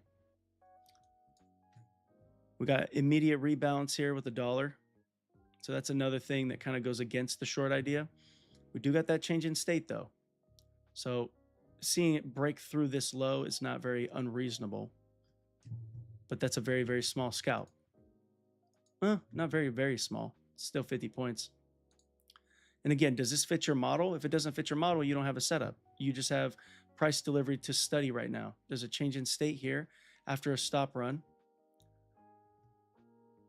And again, the buy side still intact. On the hourly, right, it shows that shorts are a bit sketch, right? Aside from the fact that the higher time frame is bullish, it just simply looks like it's reaching lower. The dollar has an immediate rebalance, and it looks like this is potentially going to set us up with an immediate rebalance as well. But yeah, on the 1 hour, we have 1 more minute until a new 1 hour candle forms. So yeah, so the next 1 hour candle, which happens in the next 1 minute, the new open price is going to be here. It's also going to be the new 4 hour candle. Excuse me. So we got to think power 3. So right from the open, what's going to happen? We've already had a retracement. So if they're going to be bullish, they've already done work to retrace. I wouldn't be surprised if they are going to get up here. I wouldn't be surprised if we see that this new 4 hour candle maybe has a little wick lower, but then accelerates aggressively. And again, I'm only going to look to buy again potentially if this inversion gets traded back above, revisited, and then redelivered. Again, the last 4 hour candle's over here, so you could see what that 4 hour candle looked like. We got the open, we got a wick lower. Body was up here at one point, but now the body's going to close right here with a large wick up, large wick below. It's basically looking like this. That's what the 4 hour candle looks like. Now we got our new 4 hour candle, so let's see what happens. So we got this previous 4 hour wick. So if this breaks this low, again, that change in state of delivery still offers a little bit of an opportunity for us to get down below this. But we got to see how the beginning stages of this 4 hour candle is going to unfold. Because again, power 3 happens on every 4 hour candle, every hourly candle, every daily, weekly, monthly, quarterly, 15-minute candle. So, depending on the perspective you have and style of trader you are, this piece of information can become more significant versus other styles. Because you can map out the whole 4 hour candle, right? The first part of the 4 hour candle, like the first hour, could be accumulation manipulation. Second and third hour can be expansion. And then the last hour of the 4 hour candle that you're currently trading within can present you with something like this. Okay, like if you go all the way back over here to the start of this hour at 6 a.m., it's the last hour of this previous 4 hour candle, right? Where's my... Oh, it took it off. So yeah, at 3 a.m. The open was down here. So accumulation in the first hour, right? Somewhat manipulation. It kind of manipulated because of CPI here in the middle hour or middle hours. But then we got to 6 a.m. and what did it do? Closed off the high, creating the wick from the 4 hour candle, just like how the weekly range and daily candles form in the latter portions of those time intervals, it forms the opposite end, right? Like Friday forms the opposite end of the weekly candle, right? The weekly range. The last session generally presents us with the ending of that daily candle. So it pulls back. So it's the same thing on an hourly basis, on a 4-hourly basis. So you always want to keep tabs on this stuff. And if you're a scalper, the 4-hour candle power 3 is highly effective. And you have a couple of them throughout the day. You know, you have the one from overnight, and then you have this one for New York session. And all of that's obviously working within the bigger idea, right? The weekly range and the full-on daily power 3. Okay, so yeah, this is still holding up here. Remember, I said I'm not going to be looking to buy until we can get up here. You know, up to this point of them getting up to there, we may still be able to try to drive a little bit lower into that. I would prefer by the end of the day to see that we end up higher, or at least close up to the highs up here. And then for the rest of the week, by Friday, I do believe that we should be able to see this get taken out. Unless, of course, this ends up down through back into this range, right? Down to the low of this candle, right? If it breaks through that and then aggressively continues to reprice, you know, we may, you know, spend a little bit of time down here. It may stay in this consolidation because that's what we're really trading within. We're inside of this large range, okay? And we're now in 7 a.m., so keep tabs on Silver Bullet ideas. Silver Bullet, the model, uses the first presented fair value gap of the 7 a.m. time from the 1-minute chart. So we technically don't even have that fair value gap to go off of. Something else you guys probably don't know about that particular concept: every single hour has a silver bullet, because every single hour has an hourly or has a first presented fair value gap. Bet you didn't know that. I encourage you to go study it if you do like the silver bullet window, because every single hour has this type of phenomenon. Of course, the one that ICT focuses on is the best one because it's part of the New York session, right? It's a little bit outside the open of the 6:30 time. So yeah, this is still respecting this. Once it gets below this, that's a bearish breaker. So that change in state of delivery, price is respecting that. So clearly it changed state of delivery for a little bit in here until it gets up into this level, right? So we do have a chance for it to go down a little bit more. If you look at the 1-hour chart, we're just simply retracing. It is the start of the 4-hour candle. So if this 4-hour candle is going to be bullish, right, for the remainder of the next 4 hours, them dropping lower makes sense in terms of power 3, right? So it's not a shocker that this is happening. I would have much rather preferred that they spent a little bit of time, maybe wicked a little bit, and just use this wick's retracement into the accumulation as the retracement. If it was a very fast market, that's what they would have done. And right out the gate at this 4 a.m. time, maybe would have dropped a little bit, but then really aggressively would have repriced up here. But clearly, they're trying to hang around a little bit. So we'll see what it wants to do. See what it wants to do. Got this low to that high. We got the midpoint, which I think is right there. Yeah. So this is the CPI range. Okay. Again, this is very nasty in here. It's very gross.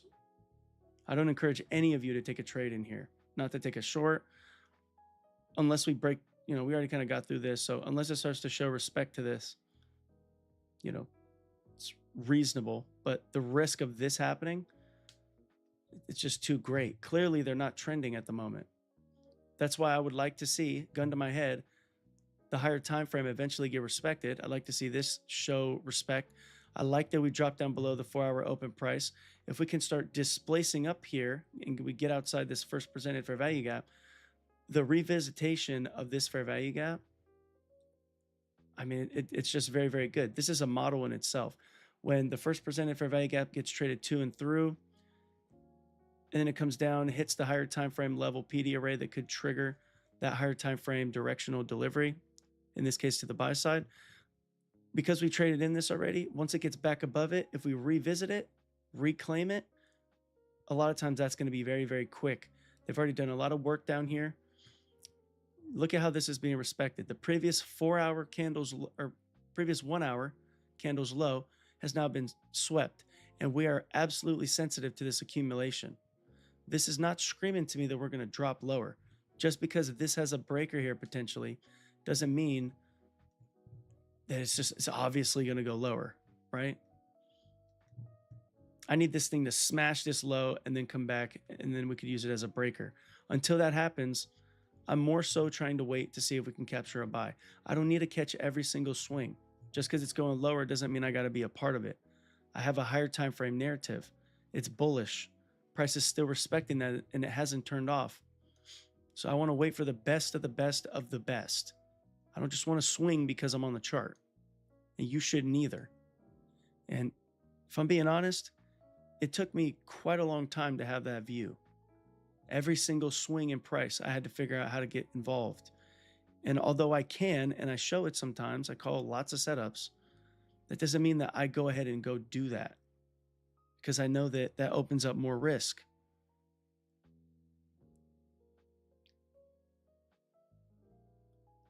Right? It just opens up more risk. So, what the hell's happening? Why do I always have people blowing me up? Stop calling, stop texting me right now. Ay, ay, ay. Oh, wait a minute. Is it an emergency? No. Okay. So yeah, hopefully, these perspectives are kind of helpful to you. We don't need to be participating in this. Me seeing this takes my interest to find a trade setup completely off the table. I'm completely uninterested in what we're looking at right here. I have no interest in putting my real money that I work so hard for, spend so much time growing, in this type of shitty environment. It's not worth it. Now, the idea changes if we get aggressive repricing through this level, because now we'll have high, low, higher high. I have a bullish breaker here. High, low, higher high. See how high does it go? Yeah, right there. High, low, higher high. So if we can get up above that, plus the first presented fair value gap. So it's another PD array mixed with the inversion, first presented fair value gap. And if that happens from this level and we don't go any deeper, we're clearly showing respect to this CPI wick along with the regular trading hours gap. It can't even get to the midpoint. If we treat the regular trading hours gap like a PD array that it is, and it refuses to get to the midpoint and starts to race aggressively away from the midpoint, that's telling you that we're highly bullish. The narrative is still bullish. It's one of the most clarity-inducing ideas that ICT, in my opinion, has ever spoken about.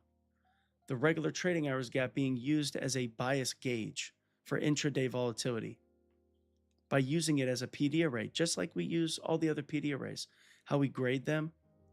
And like if it's bearish and it's a bearish PD array, we want to see it stay in that lower half, lower 25% preferably. Or if it's bullish, we want to see it stay in the upper half, upper 25%, right? Like if it with this order block, if it's bullish, it needs to stay in the upper half, upper 25%.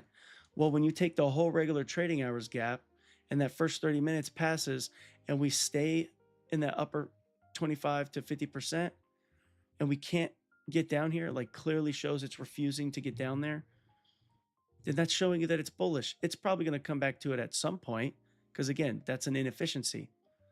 But it's just not showing that it wants to do that at the moment.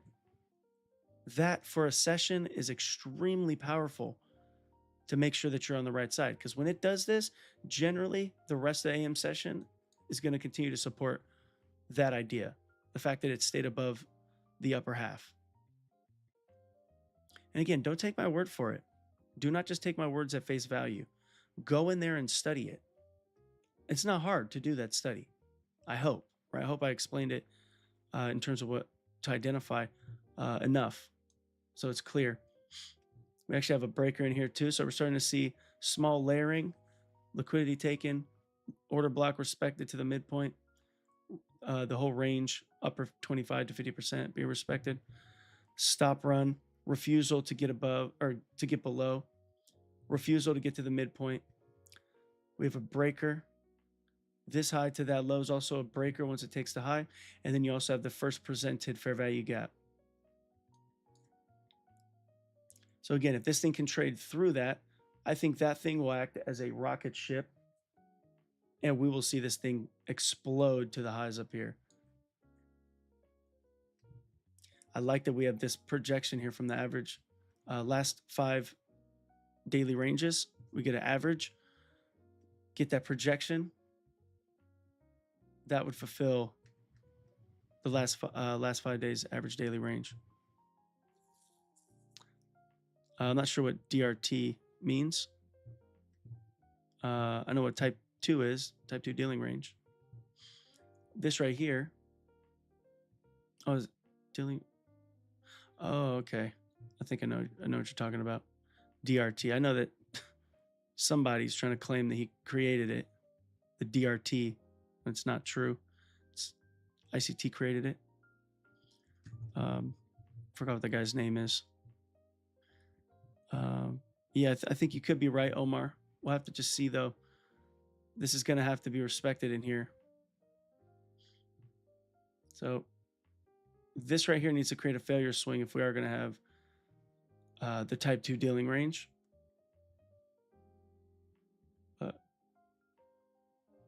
Seems like it's actually type 1 already. So we wouldn't have to really think type 2 at the moment. This would be type 1. High, low, higher, high. Price comes back into it. It's basically a breaker. Oh, yeah, that's his name. There it is. That guy, yeah. He didn't create no dealing range. Okay.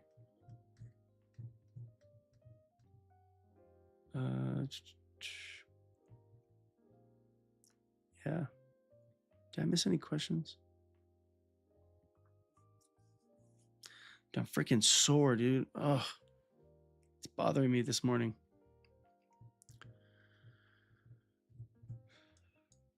Yeah, so you see that respect to that? I would like to see it get through that if I'm going to look to buy.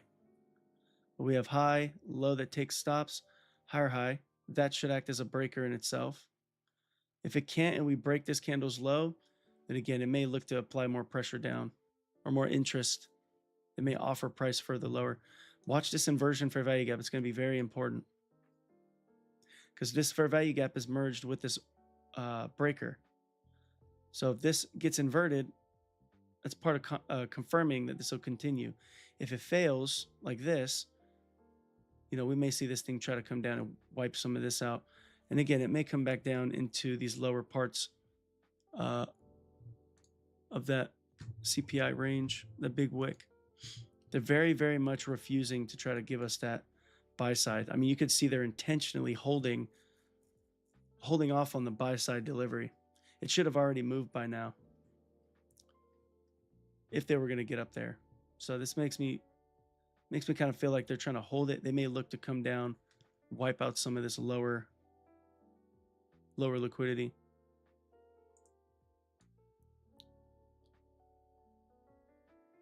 Just measure that out real quick. Get a little bit more dynamic measurement on that wick.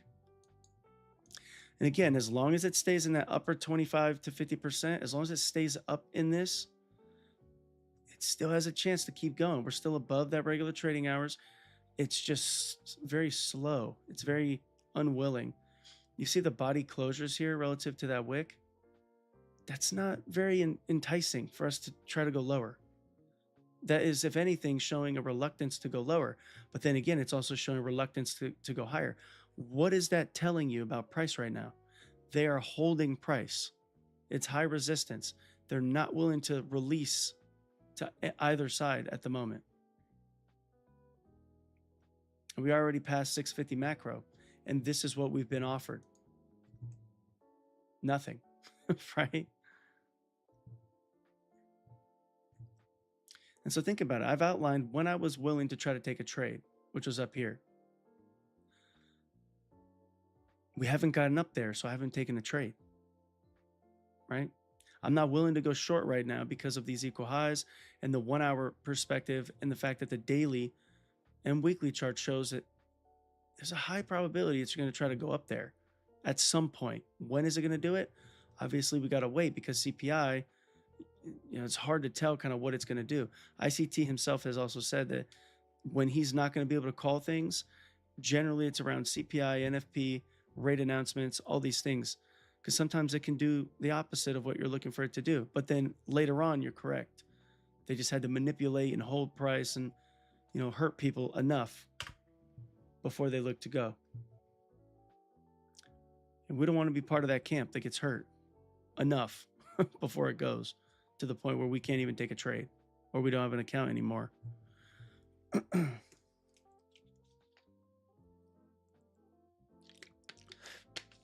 Yeah, with what price looks like, I mean, this is the 4-minute chart. If we go to the 1 minute, I mean, that's disgusting. If you feel a tug of war demanding that you should have taken a trade in here, that's a problem. That's a problem. And you got to look in the mirror. Like, what are you really doing? Are you trying to do this correctly? Are you trying to do this long term and run a business as a trader, or are you just in it for the thrill? Are you addicted to execution? Do you need your fix? Is that how you feel? Right? Like waiting is just like not an option. Is that how you feel? If it is how you feel, and you're not actively working to get out of that mindset, you'll never reach success with that type of mindset. The market literally does this to weaponize that perspective against you. It's just the way it is. Could you have taken this as a short if you were bearish? Sure. Do you have the wherewithal to be able to engage that and take it out with a small, reasonably sized target aiming at these lows? Only you know that. Does the current market structure make enough sense to you to be able to engage something like that comfortably? Right? If the answer is no, you don't have a setup. You just don't have a setup. And if you get upset at those moments, you're going to have more of them. So how are you going to deal with it? How are you going to keep your mindset stable if we allow these things to continue to plague us? It's a worthy personal conversation to have. I have these conversations all the time with students. Some students are addicted to the thrill. They're addicted to pushing the button because it, pumps dopamine and all kinds of stuff. All these different chemicals and whatnot. But don't let the market be a drug. Don't let it. It's a business. It's not a drug. This isn't an activity that is a hobby. Okay? This is a serious business. And you have to be a serious person. And if you overtrade, over leverage, and do these wild things, that's not taking it serious. That's feeding into the likely unfortunate outcome of trading becoming toxic to your life. There's books on this stuff. I've read a couple of them where they talk about trading, the addiction that can be added to it. Like some people mortgage their houses to get enough money to go gamble. And then they lose their house because they lose their ass. The same thing is true in trading. Right? You're probably more lucky if you think the markets are random. You're probably more lucky off or better off going to be in a casino. Right? You probably have better odds because this stuff is wonderfully engineered to weaponize you against you. And part of that has to do with making you enticed, thinking you have to trade every day, thinking you have to take a trade every 5 minutes. Okay? And the feeling that you get if you don't take a trade, the feeling you get of, oh, well, maybe I'm just not doing anything right now. I got to do something. I want to feel productive. That feeling is also weaponized against you as well. It's engineered because of the culture around investing, specifically in day trading. Maybe not so much in investing. People still gamble though long term, which is kind of funny. we don't gamble. We know exactly what we're looking for. And if it does shit like this, we know that what we're looking for is not this, right? Like, I'm not looking for this. I'm looking for fast moves. Even this is not necessarily something that, you know, I honestly shouldn't have taken this trade. I have that feeling eating at me. Like, why'd you take that trade? You should have just not pulled the trigger on that. But I just saw the breaker, saw my model, naturally ended up pulling the trigger, even with some of the risks, because I'm cool with the risk. I've had these conversations with myself for years.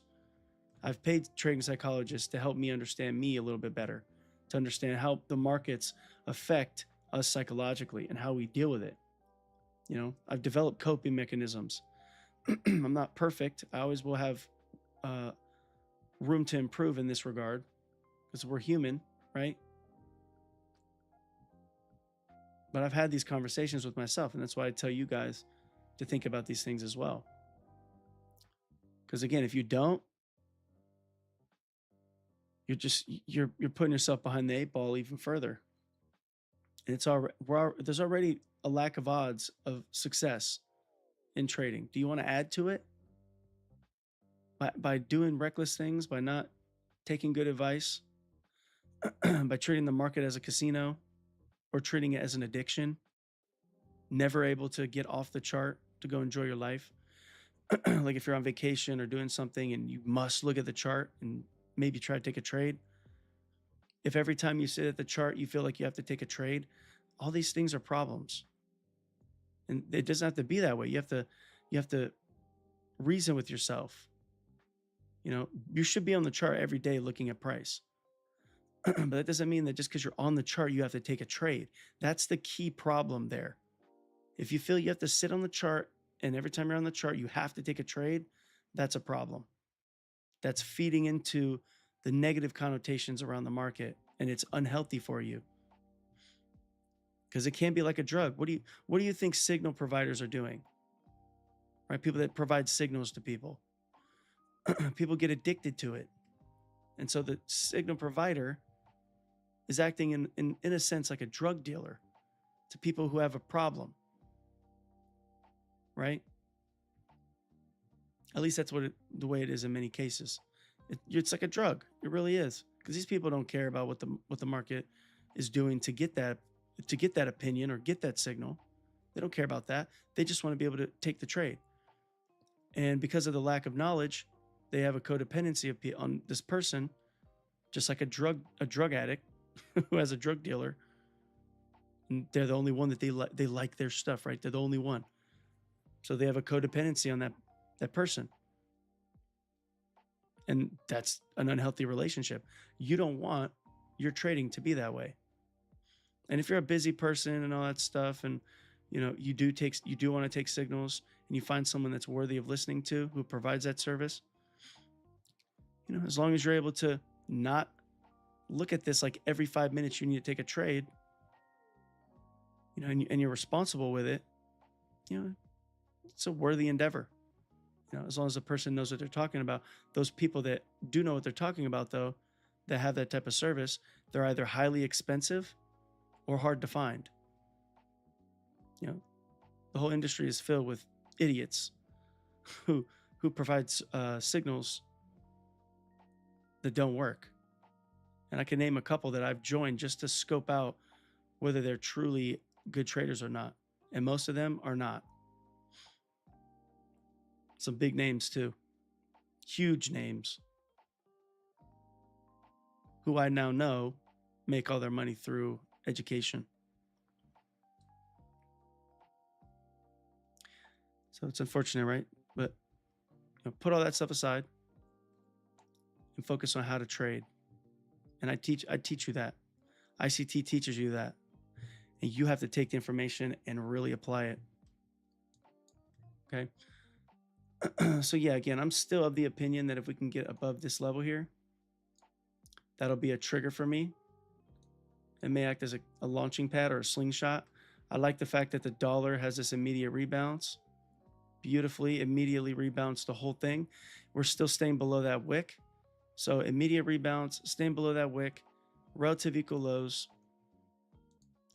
So the dollar is looking primed.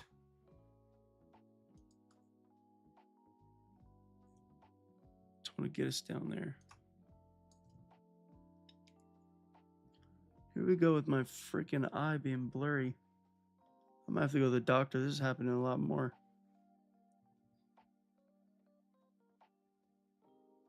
Oh, man. Don't know why this is happening. Well, I know. Spend too much time on the freaking chart.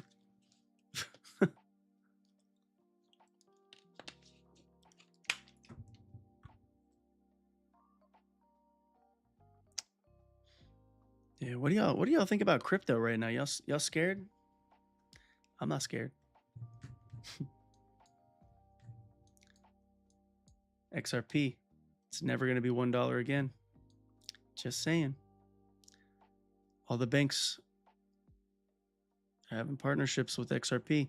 You think if it was going to go to zero or not be here or not be significant, that they would have tens of billions of dollars invested in Ripple, the company, and the technology driven by XRP?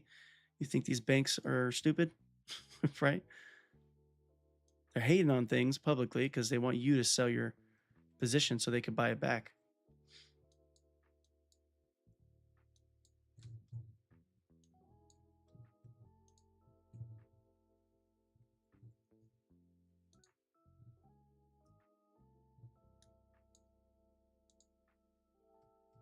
So yeah, this looks like it's going to be nice.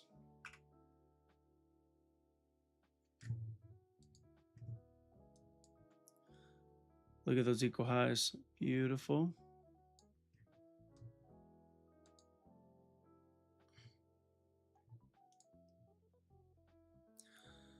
Yeah, that trend line liquidity is definitely something right there, but we got this, plus we got this. Which one do you think has more? Which is more impactful? I think these highs up here, they've been here for longer.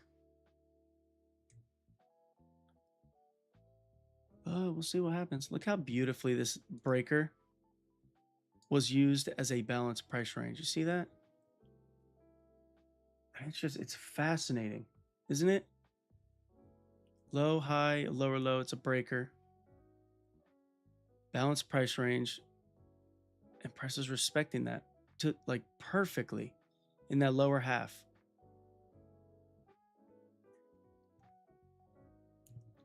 Until it doesn't, right? Until it trades through it. But we'll see. See what happens. So I see that the dollar is actually reluctant. If the dollar was weak, right? If it was like opening up to go lower, like I would like it to do from this wick, the indices would be flying towards those highs. It's having a real struggle fest. Again, this is typical. It's not a surprise. It's kind of annoying though. Like, can we just get up to the highs already? It's been a while. It's been the whole entire week. We've been waiting for it to try to attempt to get up there. More than a week. Week and some change. These equal lows here are interesting.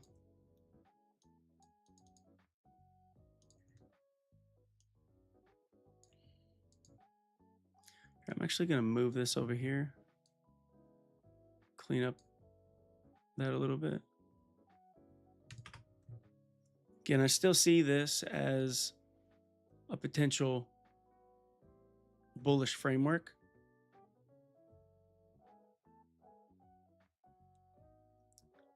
Freaking eyes.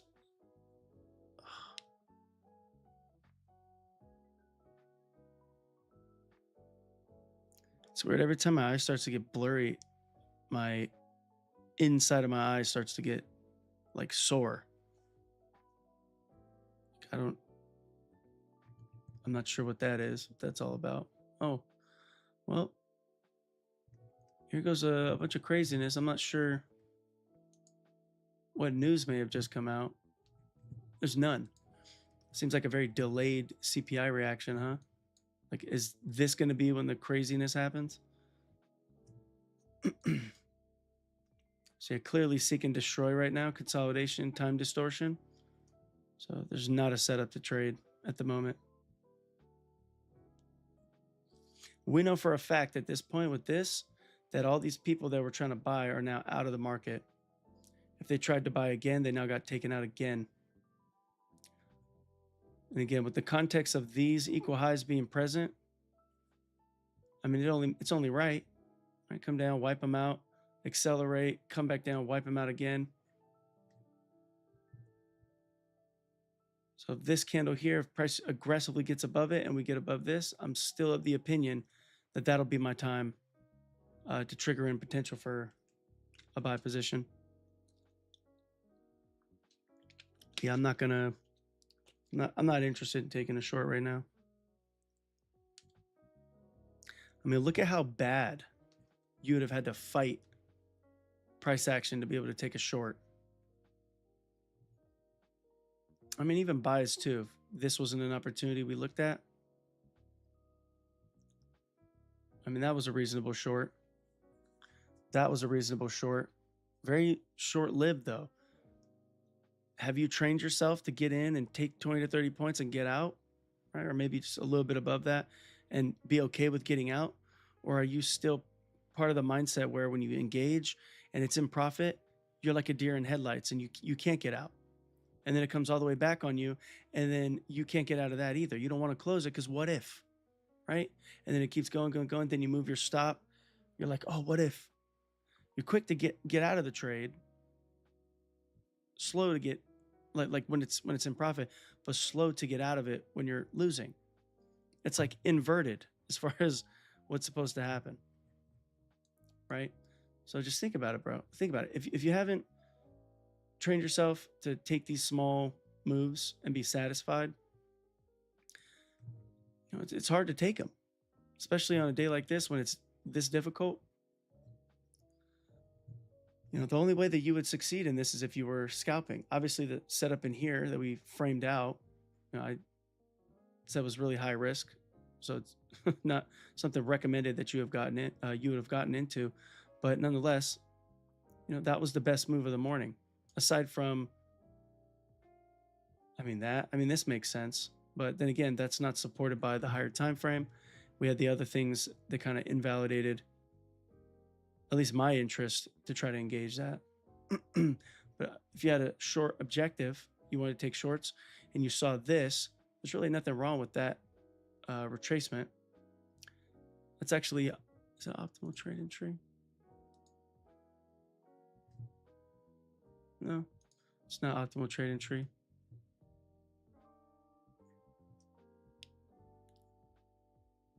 But yeah. So being able to survive these types of moments should be your main objective. On my platform, Red News, Trump took control of the strait. Oh, okay.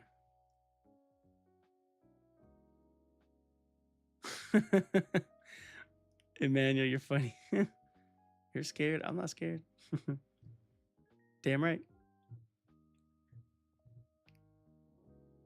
There's nothing to be scared of. Like, sincerely, if you have rules and you listen to the good advice that we talk about here and you follow all the things and you know what you're looking for, you know what you're trying to aim at, you know, what's there to be fearful of? You maybe want to get to your goals faster, but that's not something to be scared of. Like, if you're able to manage risk properly, you know you're not going to blow your account because you take 1 to 2 trades. You know, you capture your wins, right? You have a set goal, reasonable target. And you know, you can find your setups every day and things just make sense. What is there to be scared of? Like, honestly, aside from the fact that it may take a little bit longer. See, respect the beautiful type 2 daily range. Typically, Tuesday continue bullish. Good in.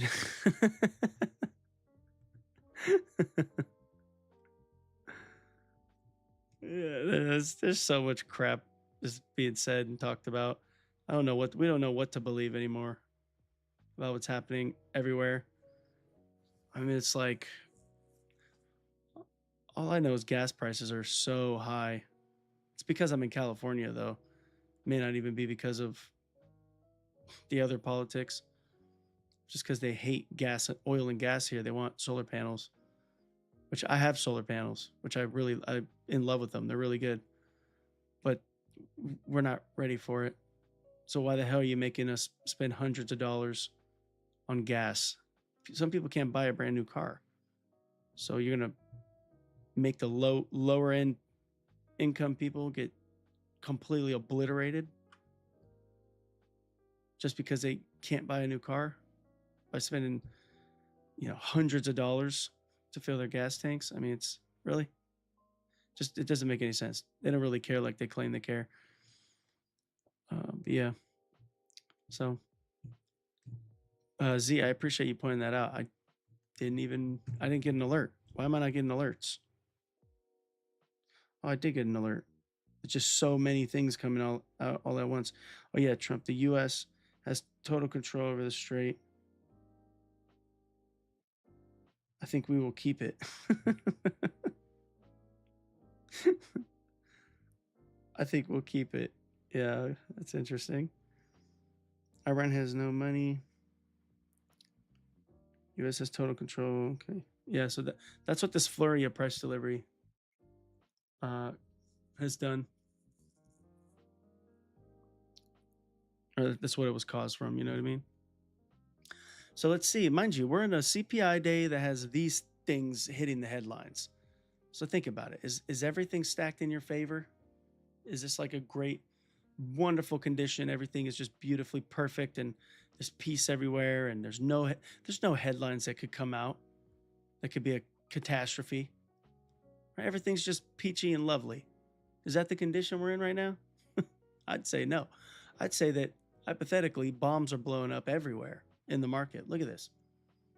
At any given moment, it could blast through the highs. If something bad happens, like say a ship, one of our ships gets hit, or something that has to do with oil hits a headline right now, they'll quickly use that as an excuse, to go wipe everybody out. So again, it's just a time where you got to be cautious. No reason to go crazy. This is not an environment that you want to aggressively trade within. It's just not. And I'm telling you, if you have this mindset or are frustrated that, we're not sending out 1 million trades, or you're not, looking to take 1 million trades right now, right? Or you're not being convinced to do that. If you have that mindset, I'm really warning you. I'm telling you, just as all these other traders that, trade at a high level, they also say this too, that mindset's not going to get you to be profitable. There are times to trade, times not to trade, times to, really, apply the pressure, and times when you need to chill, right? And not engage. Is there an opportunity? Can we go to the 5-second chart and find something? Obviously, there's something happening all day long. This run higher to go lower. If we go to the 15-second, I'm sure we could frame a market maker sell model, right? Accumulation, distribution, accumulation, manipulation, distribution, rebalance, redelivery. We could frame that out, right? It took this low here. Maybe we thought market maker buy model. Maybe in here, this side of that low, we could look for a buy model. So you can go in there and be a micro scalper and find setups literally every couple minutes with the things that we talk about. Just break it down in terms of the fractal nature. But do you want to do that? I think that's too much work, right? Like, just wait for the better opportunity that's going to be undeniably easier and one-sided, so you can get in, have a very stress-free trade, not really worried about it. Everything aligns, it makes sense, and then go on about your day, right? Go on about your business. But if it doesn't show the conditions are promoting that type of situation, there's no reason to even do anything. There's no reason to beat yourself up either. Oh, I haven't found a trade setup. We did talk about a couple of trade setups, right? This being one of them, right? I mapped this out, said this should hold. Higher risk. So I didn't really want to encourage you to take these trades, but right, if you saw the breaker, if that's part of your model, if you trusted what I was saying, I know some people didn't believe what I was saying. Some people were contesting the opinion that was shared today and some of uh, the information, right? If that's the case, there's really no reason to push aggressively if there's conflicting ideas. If anything, if you have conflicting opinions um, within yourself or with someone that you listen to and whose analysis you respect, it's best to just pull back, especially with CPI. If you can't make a one-sided argument, which is what I assumed would be the case, a one-sided argument to target the highs up here, then you can't take a trade. If it's not one-sided, if it can't be only argued more so on one side than the other, that's one layer of high probability as well that ICT teaches, right? But if you can make an argument for both sides, or CPI is coming and we're ahead of a news event and we're just consolidated, or price ends up opening up and throughout the session it's done this type of crap, it's better to just stay out. Even if you don't take a trade this entire week or any other CPI day or NFP or FOMC or during rate announcements, even if you were to take no trades at all whatsoever in all those news events, you would still be able to build a very nice sizable career.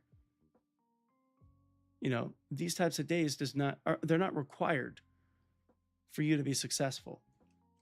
You can trade them sometimes at some point,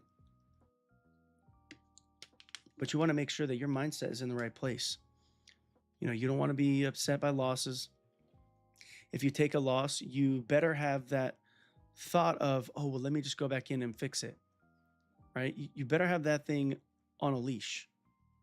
Like, you got to get that under control. Any of you that deal with that issue where you can't stay within the parameters of like 1 to 3 trades potentially, right? Only if you take like 1 win, 1 loss, then you're permitted a 3rd trade. But you should stay within that 2 trade parameter, because if you don't and you have an over trading problem, you're not looking to fix the problem.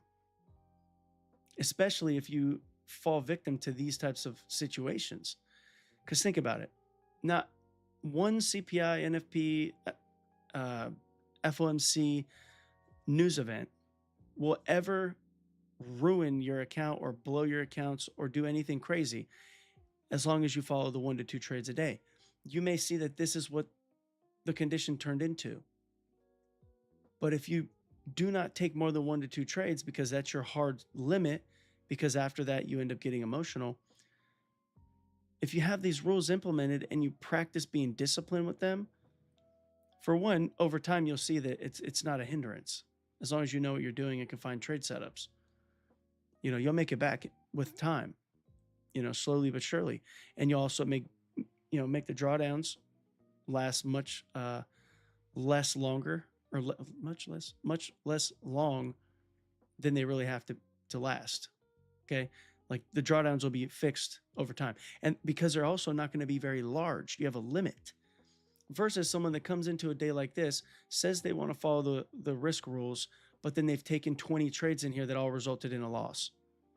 And now their account's blown. Now they feel like a failure. And they say to themselves, oh, I'll do it next time.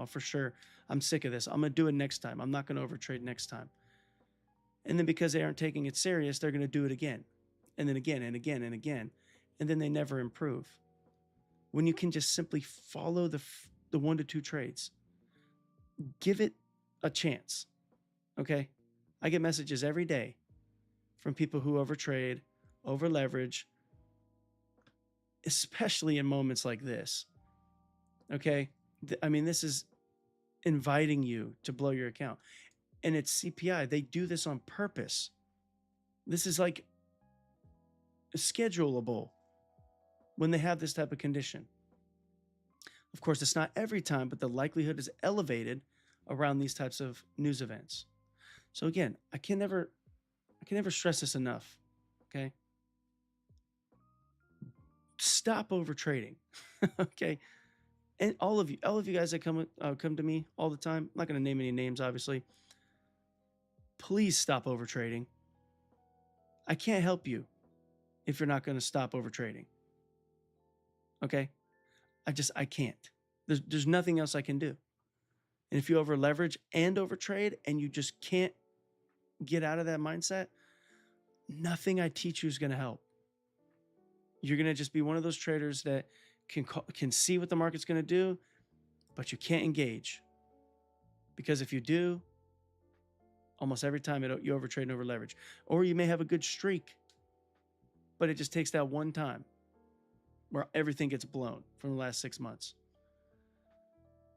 It's like non-negotiable. Like for me, it's non-negotiable. Every single day, if I choose to trade, right? If I find something, I have no more than 1 to 3 trades. And I only take a third trade if I have a win and a loss in the same day. And my mindset, if I'm reflecting on my mindset at that moment, I feel fine.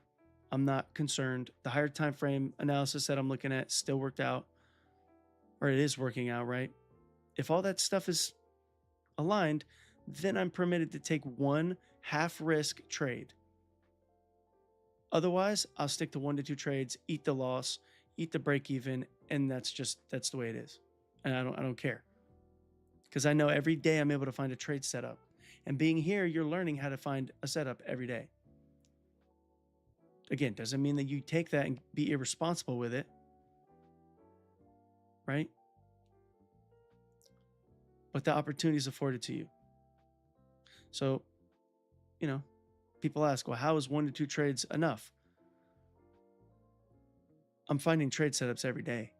Okay. So 1 to 2 trades. If I don't take a trade today or lose today, I'll be able to do something tomorrow. And if I can't do it tomorrow, I'll do it the next day. At some point, it's going to come back. And I don't need it right now. Even if I need to pay my bills and do all these things, I don't need it right now. I can't have that mindset. I need it right now. Because all that does is negatively impact you. That's why traders, when they come from very hard circumstances, if they didn't focus on the process first and they're jumping to, I need to make money right now, that's why they fail. And they don't take good advice. And it's just impossible. You want to try to save up money. You want to be responsible in your life. You may be in debt. You may be going through things. You want to pay that debt and get all that financial stuff situated and at least stable and, consistent, so you can have a clear mind when you're trading. And eventually, the more you focus on the process, the more you try to make your life as peaceful as you can, as positive as you can, while you're learning, so your mind has a safe environment to trade in and learn from. Until that stuff happens, don't focus on the money. Until everything is situated, don't focus on the money. Until you have your process organized, do not focus on just the money. And follow the 1 to 2 trades a day rule. That one rule, okay? That one thing out of everything I've ever taught in the last, 5 years, going on 4 or 5 years, that one adjustment has had the most gigantic impact in students versus any other concept that I even teach. Obviously, we have a lot of powerful weapons, and a lot of the stuff is very sticky and super helpful. None of them matter if you can't control this element, the 1 to 2 trades a day, right? Or not over trading or over leveraging. That stuff is like a cancer, okay? And everybody does it, okay? And majority of people, for being realistic, are not going to be able to control that because they're impulsive and they have something eating at them saying that they got to succeed and more trades is more income. When you know what you're doing, yeah, sure, more trades could lead to more income, but there's a key there. You need to know what you're doing. You have to have experience. And even then, you're going to get to the point where you're not even going to want to do that. 1 to 2 trades, win or loss, and go live your life. That sounds like a pretty easy business to run, if you ask me. Versus trading every session, taking 5, 10, 20 trades a session, right? Trying to get more, never being satisfied. I mean, that's stressful. It's overwhelmingly stressful. And it doesn't have to be that way. You know, there's better ways to do things.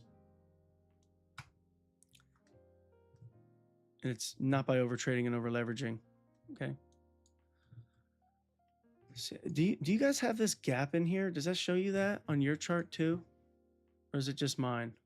Like a trading view glitch?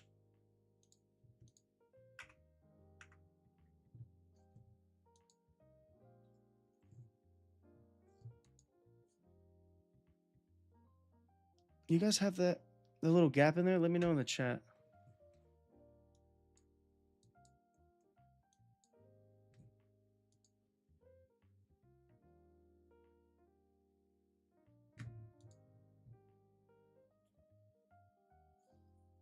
Because that's inefficient right there. If it is a true gap down there, it's inefficient below this low in terms of offering buy side. So this here, if it's going to go short, once we get below this candle here, it should be respected as a market maker sell model.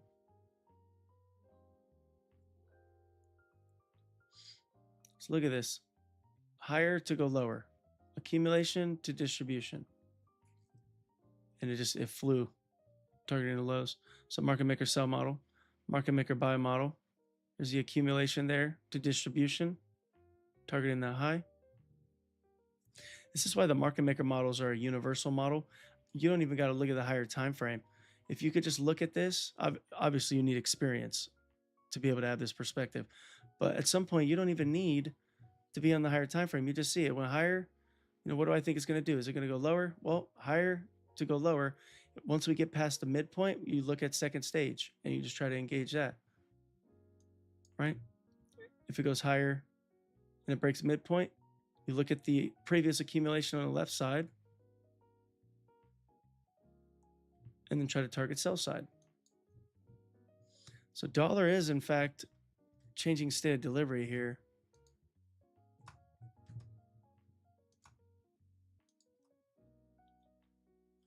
So those equal highs are now in the crosshairs. Oh, dude, my freaking eyes are bothering me so badly. It's like sore. Yeah, today's like worse. Worse than the other days.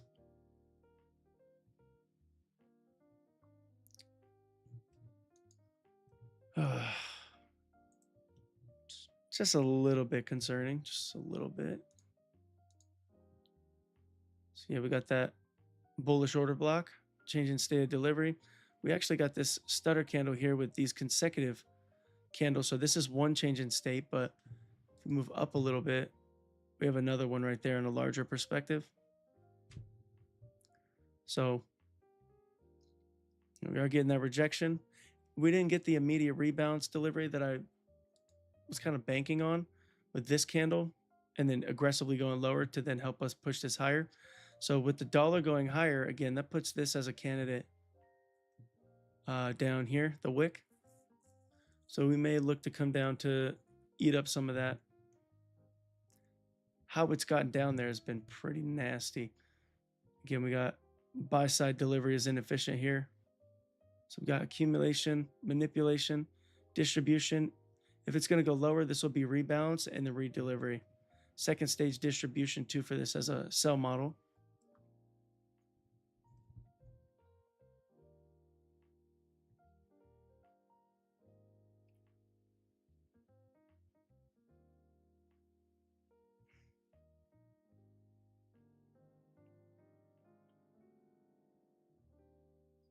Yeah.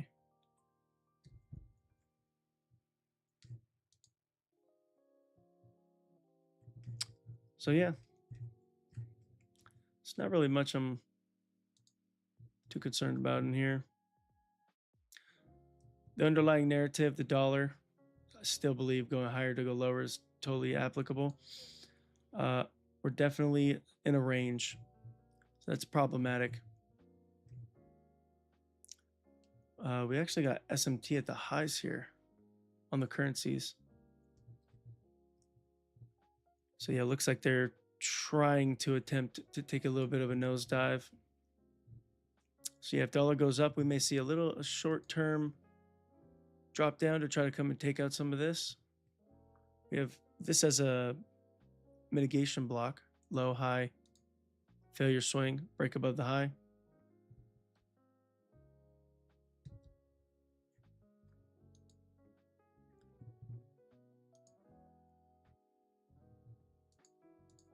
So yeah, we'll see what happens.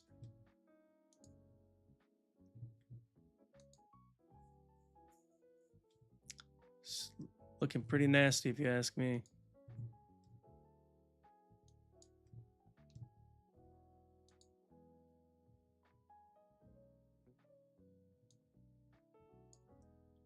Dude, my eyes are bothering me so badly right now. It's hard to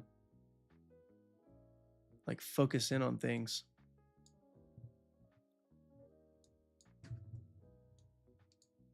Like I have one that's blurry and one that's clear, and I can't get it to stop being blurry today.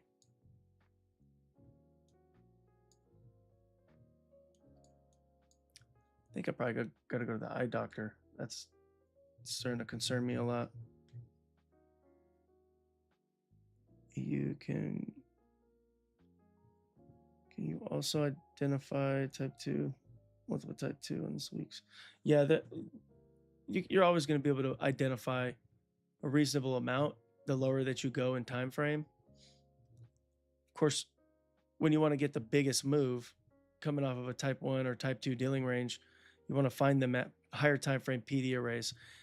Most of the PD arrays that you're going to want to look at, you want to try to see if they form or types of delivery like type 1, type 2 reversals or continuations. You want to catch them inside of a larger narrative, like inside of higher time frame liquidity or at a higher time frame PD array at a very specific time of the day in the New York session.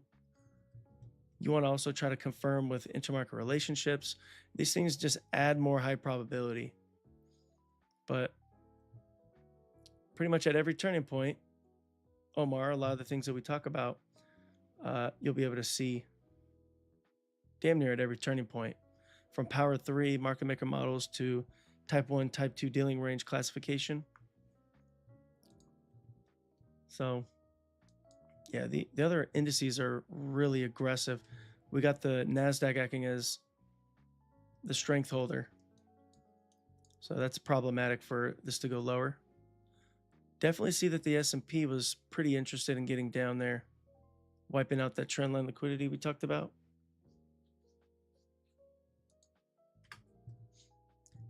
So that's pretty interesting. Oh damn, it's already 8 o'clock. Well, I think we talked about a lot of good stuff today. Hopefully you guys feel the same. Talked about a couple ideas, but again, the conditions are just not ideal. And if you want to push aggressively in this, and if I was like everybody else on social media, feeling like I have to push setups to keep you entertained, I'm not here to entertain you. I'm here to teach you what the reality is. But because of the conditions, I think this is a good learning experience to see how you need to think and navigate and how you need to behave around moments like this. Because you got to be cautious, right? Unless you're just cool with losing all your money all the time. I'm not cool with losing. I hate losing. Although I can deal with it, right? I know how to stop and not let the bleeding get too bad.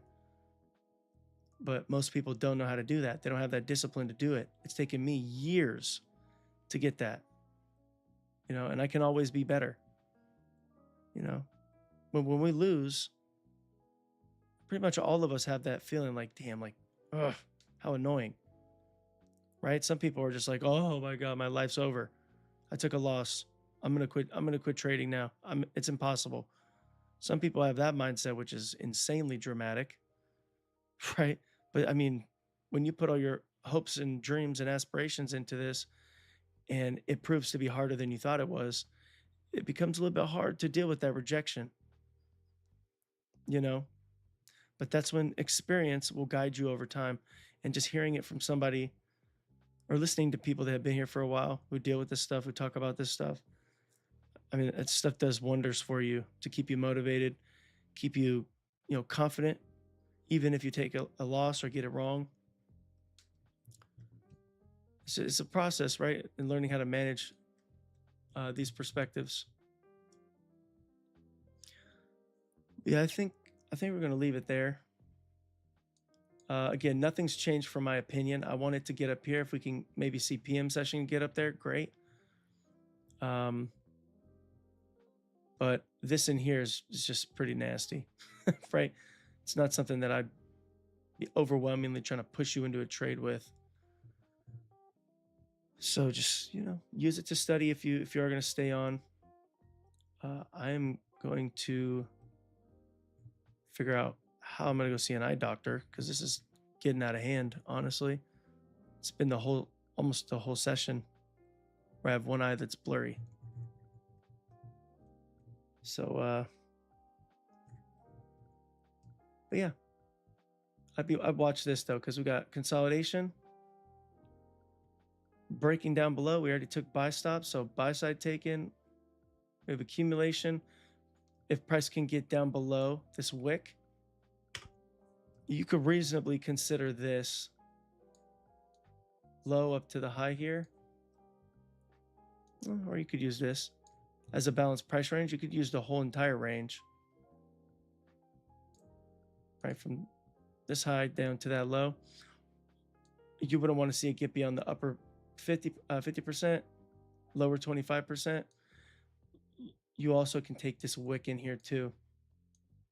Right there. And when price is below it, if it can get down below it, any return back into it, if we're going to be bearish, it should continue to promote that the lower half is going to be respected, preferably the lower 25%. Let's see, if you move up in time frames, you can kind of get a better feel for the wicks. You could actually measure this wick out.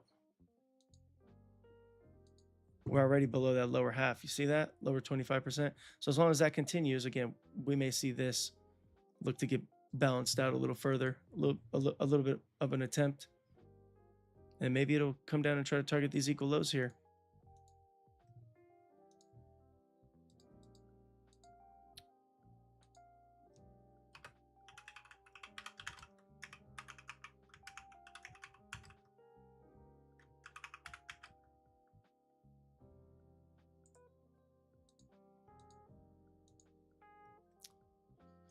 Okay, so I would keep my eyes there. I wouldn't want to see it get down there though, if we're going to continue to be bullish. Because again, I want that wick to be respected. This wick is overlapped with the accumulation, turn distribution in the buy model. So if we start to smash through that, things may shift a little bit and we may leave those highs open.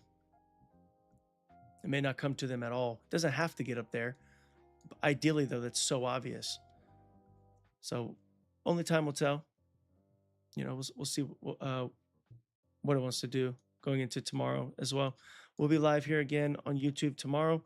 Like I have said a couple of times, don't forget to like the video, subscribe to the channel if you guys get value. Hopefully I can figure out what's wrong with my eye. But I don't know. I'll keep you guys updated. I'm gonna try to get some ice because it feels sore. Just kind of irritating. But yeah, I'll get that situated.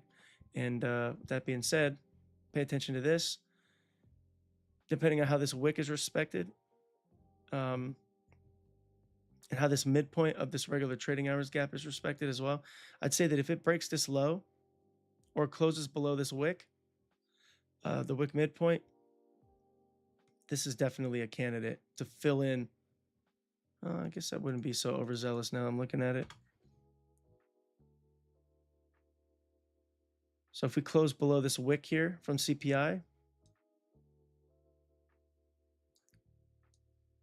so 15, no. Like the 15 minute, that's a 15 minute.